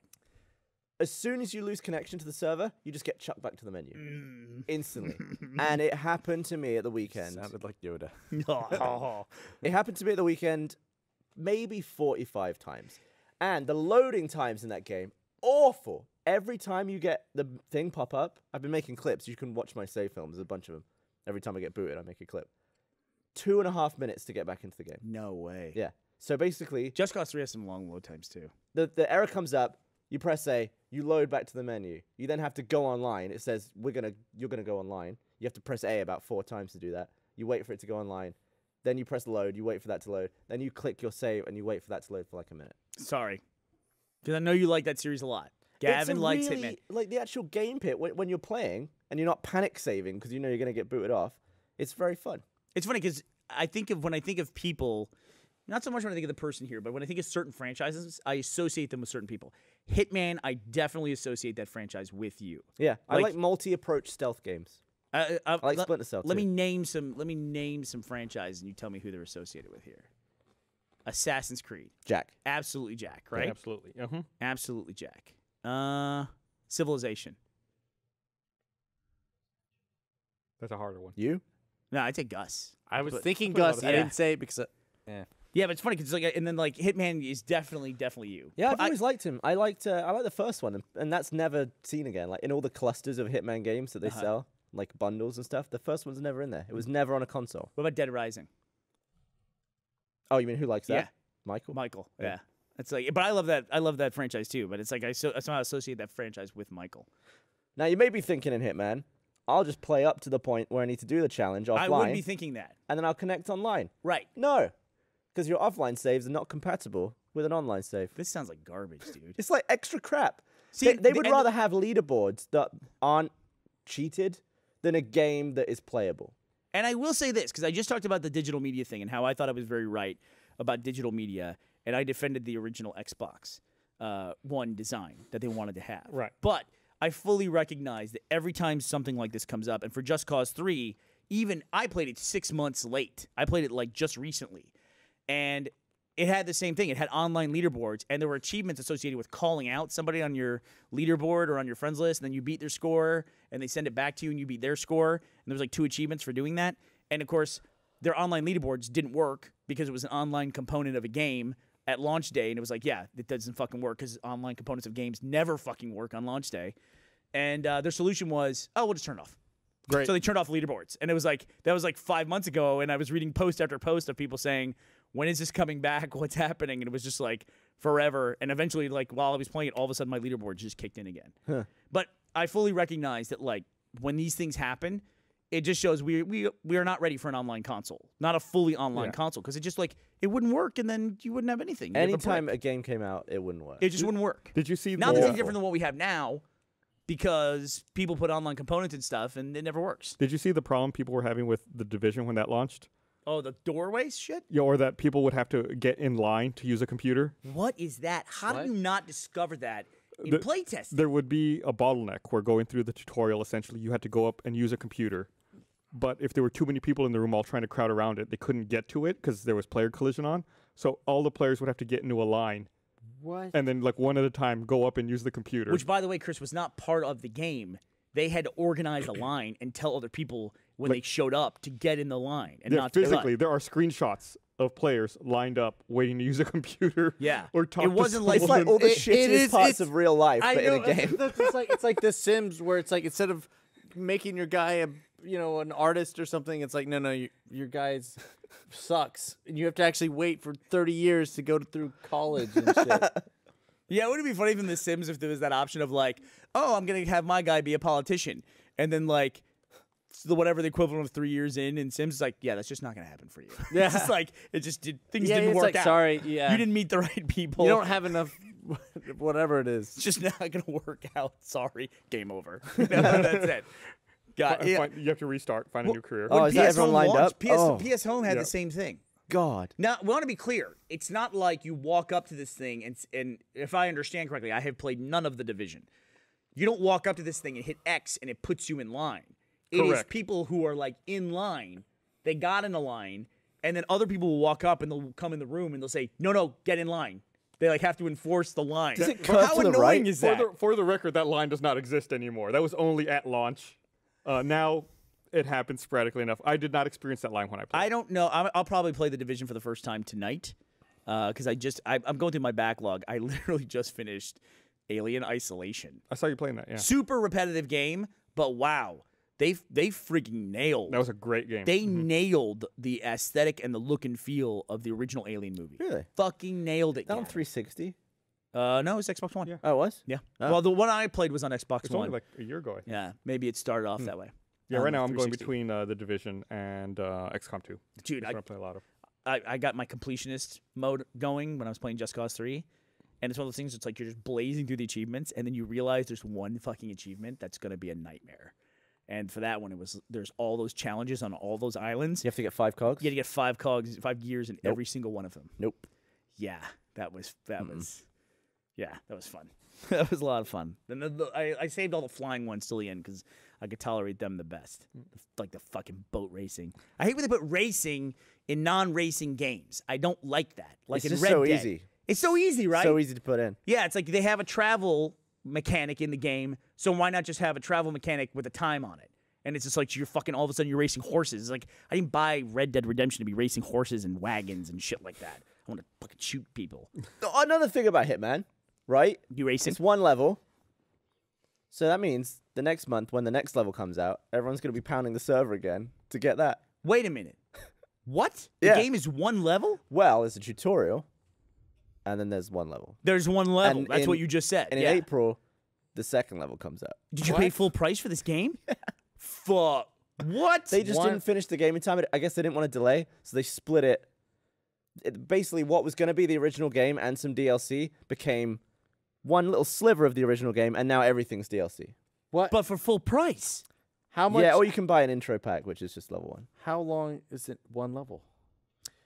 I mean, you could beat the level in like 5 minutes if you want. And you can just You do, just but run you and can also gun. replay it a bunch. You can do, the way that it's good is that there's a bunch of challenges and you play it different ways and you can do really whatever you want. It's What's the sandbox. best Hitman level ever? Traditions the of one. the trade? What? Traditions of the trade. And what Hitman do you 1. do in that one? You just murder a guy in his hotel room. Oh, my favorite one was the one where you had to murder the dude in the opera, and you could like loosen the chandelier. was In one Blood of Money? the- Is that what it was? Yeah. That was Hitman 4. And you could like you could loosen the chandelier and like have that fall on him and stuff. And I was like, this is pretty cool. Because you could do it a bunch of different ways. Or you just fucking run They and shoot started a adding bunch it of in where you can make everything seem like an accident. shit. Yes. The first one was like, kill the guy, hide the body, pretty Right. much. No accidents. You can poison people still, actually. I'm also playing Far Cry Primal. Having a good time playing that. I mean, I have not picked that one up yet. I've missed it. Did you hear the weird discovery about that?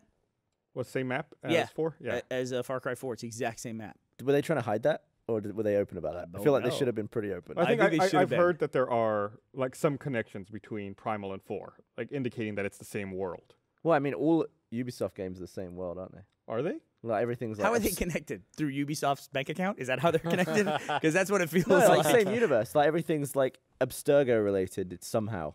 Or like Ancestry stuff. No, and even in Far Cry, it's Abstergo's in Far Cry? I'm sure it is, in some form. I Oh. mean, maybe not like written, but I someone might be It might be related like, to another game. hey, Abstergo. like an NPC just saying it. Do you know what I love about? Anybody play Just Cause 3? I know I'm talking about a game I that's 6 played months some of old. it, yeah. This is how I am Play as a some gamer on, now. on a PC, yeah. Yeah, one of my favorite things is all the horrible lines they give to that Rico guy. And I can't tell if they're just bad lines or if they're so bad they're meant to be funny. Yeah. Like, you're supposed to blow up these objects, Chris, when you take over a military base. You blow up, like, Blow stuff up this red. the radio tower. Yeah, these chaos objects. You blow up these copters. And then one of the things you blow up is huge, like, fuel storage tanks. And he'll say, like, these action lines when you blow stuff up. And one of the things he says that always makes me laugh every single time he says it is when you blow up the fuel tanks, sometimes he'll go, "Try to store fuel now, you jerks." It's just such a funny line to me. And it's like, I don't know if it's like intentionally goofy, but it like always makes I me wonder if laugh. it was an ad lib and the guy like writing all the lines down was like, all right. Put that We'll in. just throw that one in. Why not? But Say that's something mean about their fuel. for my treadmill games. That is, those open world games are perfect, and I play the fuck out of those. Like, I played no Alien Isolation on the treadmill, but I've been went right from Just Cause, not the challenges, had to do that off the treadmill, and then went right into Far Cry Primal. I can Why- imagine wait, you so like wait, casually playing, walking on the treadmill, and then to focus, you just plant either side, and you're like, That's exactly what I do. Oh, really? That's exactly it. That's how I banged my knee up. I slipped off, busted my ass. All right. Well, it's about time to wrap this Chris up. By the was time you gonna- wrap up, you Chris want to get was to gonna your say nice something. interview with I was Charles gonna ask Copley. about, why you get off the treadmill, what Oh. games? So You know what I want to do? What? Since we're about to go into an interview right now with the composer, the lead actor, and the director of Hardcore Henry, I want to go back and watch Hardcore Henry, and the entire time I watch the movie, hold an Xbox controller in my hands and see if that changes my perspective of it. You would be. Maybe you would we be talk about moving it- something like that Oh, in did the you really? upcoming interview. All right, fair enough. You don't know, Chris. Don't give me that look. I know. Chris, All right. Chris was like, what do we do? If you're watching live right now or you're watching on YouTube or listening to the audio podcast, stay tuned. We're going to have a interview with the director, composer, and star from Hardcore Henry. But for now, we're cutting the live portion, and just continue watching And our interview. Don't forget to buy some of our March. Buy more Please. shirt. All right. Thanks for watching, everybody. Thanks, We'll guys. see you guys later.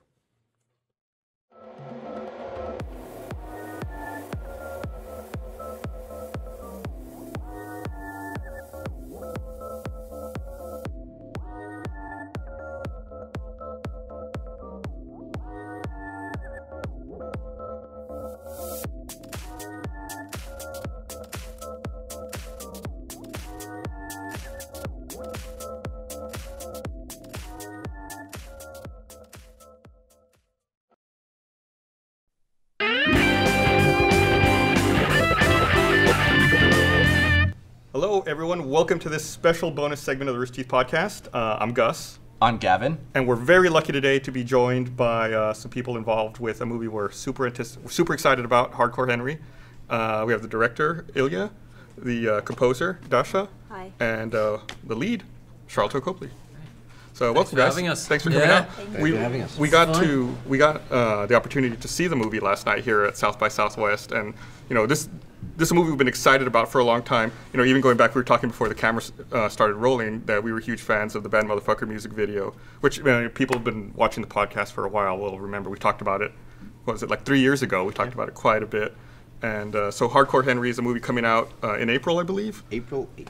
April 8th. And it's all shot POV style, following Henry as he tries to recover his memory and Save fight his a lot wife. of people. Save his wife. Save his wife. That's what was it? Save his wife. Save his The wife. other small. But I was trying to think. It's like, so we're going to be talking about the movie. We had a chance to see it, so we're going to be sure to avoid any spoilers. We're just going to talk as fans about it based on what we know from the trailer. I saw a lot of people saying that they wanted to take like an Xbox controller into the theater, like, because it feels so, you know, video game lookish, because it's what you people are used to. I wonder if people who play video games are going to enjoy it more than people who don't. Be interesting. It was made for film fans first, but if those film fans happen to be video gamers, they get an added sort of bonus out of it. So it was never like, let's go after the video game demographic. It was always about, let's make a movie for the theaters, and then people who love movies, they go, and hopefully their minds will be blown. But if you want to take a controller, and why not? Feel better, why not? Somebody told me he's gonna take a crash helmet. I was like, that might be advisable. Some people take air sickness bags. I'm like, you should be fine as long as you sit in the back half. Don't worry, you won't be throwing. I love the way it was presented last night at the screening, where you pretty much just said to the audience, "Good luck." Yeah. Especially the front. It's a ride. There's a part of it that's a ride. It's a movie, but it's an event. You know, what I was interested in was trying to make something that gives people a reason to go to the cinema, because that's becoming more and more challenging too as filmmakers. You know, you can make it's very funny movie or a very moving movie, and people still just watch it at home. You know, and so what do you have to have some sort of event. And I imagined, like, if I was a kid, you know, or even now, the kid in me, you know, where this is the kind of film where you'd go with some friends. It's like an event movie, you know, and there's always somebody who's like, I'm gonna get motion sick, and you're like, dude, just man up and just come, just you know, you'll be fine. Sit at the back. I was a little worried about the motion sickness aspect, but I didn't think about it at all. Once the movie started, it was, you know, I was nothing. Well, that's going in the poster. It does matter where you sit, though. It does. Like, if you do get motion sick, you don't want to sit in the front. Like I said last time, the front is the splash zone. Like that, if you're in like the first like 5 rows, the people just who go usually back. go to the theater, I can't sit in the front row in any film. Yeah, no, in me any too. film. I just hate so it. people who were like, I'm gonna sit in the front, their stomachs are like, they're rock hard. They definitely fight can a pilot take it. people. So, Especially if it's an IMAX screen. yeah, I mean, I remember Especially watching if it's an Heat in 1995 in the Odeon Leicester Square in London, the one that's the biggest theater they used to have at that time, and I had front row, third seat from the left. I was watching Heat for 3 hours like this. I stood up and I Scarred walked you out for saying, life. I love the film, but so. What I like is that the trailer's very fast paced, but the actual movie has lots of nice moments of rest, so sort of you can catch your breath as the viewer, which totally works, and then you're sort of ready for the next burst of action after that. Yeah, because we knew we couldn't do like 90 minutes of nonstop, and we wouldn't want to. I mean, the beauty of the contrast is the contrast that you have a moment to sort of. It makes the laughs are funnier when you just had a bunch of violence right before that, and It's a really the good action's bit. stronger when you have. Which one? There's a really good bit involving a horse. Yes. Yes. Yes. That was really awesome. But I'm glad, you know, speaking to your point about it, the movie being an event, I'm glad I went and saw it in a theater, you know, Yes. because there was a really good energy about it, even starting with the title sequence, which is, you know, really well done, and I think really sets the pace for the movie. You know, you hear people right away, like, understanding like how visceral the movie's going to be, and then you hear the cheering or the groaning. We don't pull any punches. And that was one of the big challenges for us. And when we were making it, you know, making a small indie, low budget film, it's like you don't, you know, I said to Ilya in the beginning, I said, dude, I think like whatever we make, if you like a 19-year-old boy who plays video games, like you will have to watch this thing at home on your computer because people are going to talk about it and you just can't ignore it. It's too out there. But I don't know if we'll be able to get it in cinemas. I don't know if we'll be able to get it, you know, a proper cinematic release. And the more we were working on it and we were watching this stuff, I mean, one of the things that becomes apparent very quickly is with a GoPro, obviously, you can't go in for close-ups. You can't show detail. So if you end up watching, if you watch this movie on your computer at home, like it's fine, but there's a lot of detail you just don't see just because of the scale of, as soon as you get into scaling a theater-sized screen, suddenly you can actually see what's happening in the background that we choreographed or that's happening, but you're gonna miss on a tiny little screen. And There's that don't theme watch park it ride on an element. iPhone. Yeah. You can afterwards, you know. Not on like an iPhone. It's No. one of those things where where you If I really could prohibit that, I would. Just have Like, people there's- zoom there's in. sometimes- sell on No, iTunes. you can watch a film and there's several, like a talking movie that works if you're in the train somewhere. It's great to watch a movie. Just that if you're going for spectacle becomes less of a spectacle the smaller the screen. It's not rocket science. So you made an interesting point I didn't think about until right now. Since the entire movie's shot POV style, there is no B cam. Like everything that's always happening is happening, right in front of the character's perspective. So So it's, either you get it right or you're screwed. There's no such thing. We'll save it in editing. No, you either have it or you don't. you cannot underestimate how that small little point. Oh, so there's just one camera. Like, filmmaking is the opposite of that. Filmmaking is all about you'll cut around it. Stunt work, by the way, is the opposite of that even more. It's like your shitty fight sequence looks amazing because you cut it from like 17 different angles. And wow, he looks strong and the camera's all shaking. This is like, well, there's the camera. Like, make a cool stunt. so did you? So I guess there's two different ways to approach it. Did you find parkour artists and make them cameramen, or did you find cameramen and then try to The old Armageddon send people to space. You're right. Yeah, teach drillers to fly the other way. It was both. There was my friends who I shot the videos, the Bad Motherfucker and the one before that with.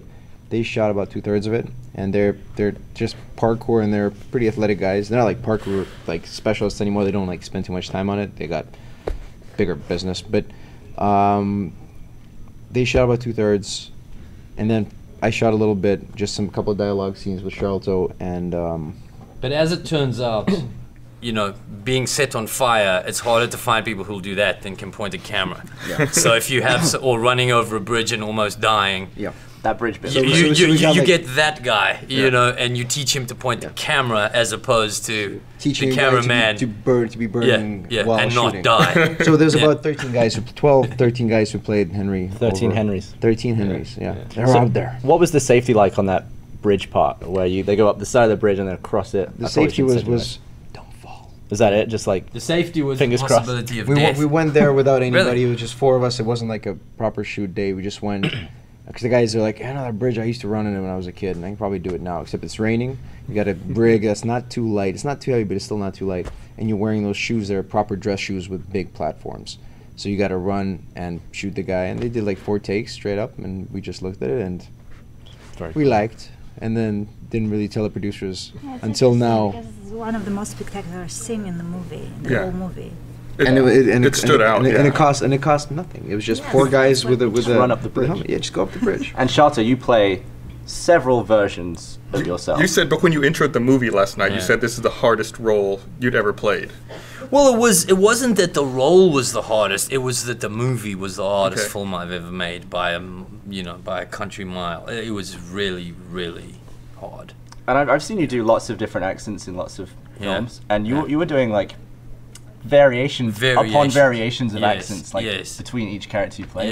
Yeah. It was an interesting challenge because of what the twist is in the film that you sort of in this hyper real world where you're trying. That was an important thing with the tone of the movie was to make it fun and to be able to. And a lot of conversation Ilya and I had up front was about. I was shooting stuff and sending it to him about the tone that I felt the character should be, and that kind of informed, or to a large extent, what the tone of the film was going to be. This kind of heightened reality where you can take license in certain ways, but it still needs to feel a little bit grounded and authentic in a certain way. It's a type of acting that I enjoyed doing. The acting was fine and easy to do relatively. The filmmaking was grueling. Yeah. So how long of a shoot was it? How long did it take to actually put the whole thing together? It was meant to be what, 40 something? I think the original plan was 40, and then we started and we stopped and we said, this is not, we're going to do it. We're going to do it big, and we're going to do a proper movie out of this with a good story, and we go big. And we did it for about 115 days. Wow. 80 something It stunt was days. it was 150. it was a year and a half of shooting for a month, stopping for a month, and Charles went up to do Chappie. Then I think I shot another film. I'm trying to remember what. It was the Hollers. Yeah, the Hollers. Yeah, and we shot and we paused because the winter in Russia is not wouldn't quite cut. So we went interiors, then paused, waited till the summer to shoot the bike chase sequence, there was a lot of learning the whole way too. Yeah. You know, there was some days, like in the very beginning, we would have a day and then we would just get nothing. There was a lot of the time we were trying to run really long takes, and that's been chopped up for a bunch of reasons in the edit and just for time and pacing, everything. But a lot, you know, we would run 5, 6, 7 minute takes regularly, and that are choreographed with action and timing. And so you'd have if a complicated scene, and you might only get 3 takes done in a day, and then you're just like, none of them worked, you know, and you said, like, okay, shit, let's go again. So, speaking of the bike chase sequence, Dasha, you were also in the movie, right? Did you actually ride the bike in any of those? I would like to say yes, but that's not true. She can ride a bike. I can. can. She could, but. But I think Ilya wouldn't let me do something like this because it was, well, you need to be properly educated and properly trained for this kind of things, because I think that dancing with the explosion of the car, of the van, and jumping on the back of the bike, it was, for me, that was one of the most difficult thing. They did all that stuff for real, man. There's the interesting thing about it is throwing a grenade. The van does do a kickflip kind of maneuver. They literally took a guy on a crane and as the car explodes underneath them, they just lift him up. Wow. And the interesting thing about it was some of the stunts. It's almost frustrating that they were in. I mean, most of the action looks incredible from a GoPro point of view, but some of the stuff just looked so unbelievable to watch from the outside that you were sort of like, oh wow, I wish you could see what's actually happening, because sometimes obviously the field of view is just like, you're just like, whoa, and then you're on the ground. But it's actually like a guy's lifting off, you know, the truck is exploding underneath, and he's getting onto the back of a car, or the back of a bike. It's crazy. Yeah. So there was a behind the scene. You can actually see that scene if you go on a Biting Elbows channel. There is behind the scenes. It's like hardcore behind the scenes part 1. And just as the guy is on the car and he's getting yanked off, and the car goes flying off, there's some great behind the scenes is very stuff. loud. Yeah, we're gonna cut a good behind the scenes, hopefully. So then some of those shots are in the trailer, and watching it. At first, it kind of made me think of like almost like an homage to Raiders of the Lost Ark, when Indiana Jones is, crawling under the truck. But then you see like the level that Hardcore Henry takes it to. You're like, this is totally different. It's amazing. It's a crazy spectacle to see. It's inspired by all the action adventure films I've ever seen. It's all kind of in there, and video games, and I've read a couple books, and that's all in there, and that's all kind of, you digest it and goes out, and you kind of, it's great you mentioned Indiana Jones, because like I never thought about it. But now you said, I'm like, yeah. Just from front, but it's great. People sometimes bring up interesting films that kind of make sense in the concept I never thought about, and it makes me feel really good, because I'd like to be in the same category as the good films we all like. So I think people will find the inspiration of the things that it reminds them of. Like there were certain times in the movie where I thought, okay, like this feels like a Counter-Strike map. I feel like I know where I'd be approaching the enemy. Or there's another scene where they're going through an apartment building early in the movie, and I think this is like Hitman now. Kind of hiding. That was supposed to be GoldenEye. That was supposed to be GoldenEye. I could see that. The tile floor. I was like, that. It wasn't on purpose, but we were shooting it. As soon as the lights came on, I was like, GoldenEye level 1, the dam. But. So yeah, but it's really cool. And then just to go back to what you said earlier, like it definitely had moments where it's like I feel totally immersed. Like this is what I wish a video game could be or could look like. One day they'll get there. I mean, give them 10 years, and there's no reason why. Probably 2 years. I'll say 10 years. Sure. I'm being safe. Yeah, but it was absolutely amazing. We loved the film, and like I said, and everyone should definitely go watch it in the theater when they get a chance. Great soundtrack too. Great soundtrack, and so thanks guys for coming out and for talking about the movie. Really appreciate your time. Thank you. And thanks for having us. Thanks for letting us watch the movie.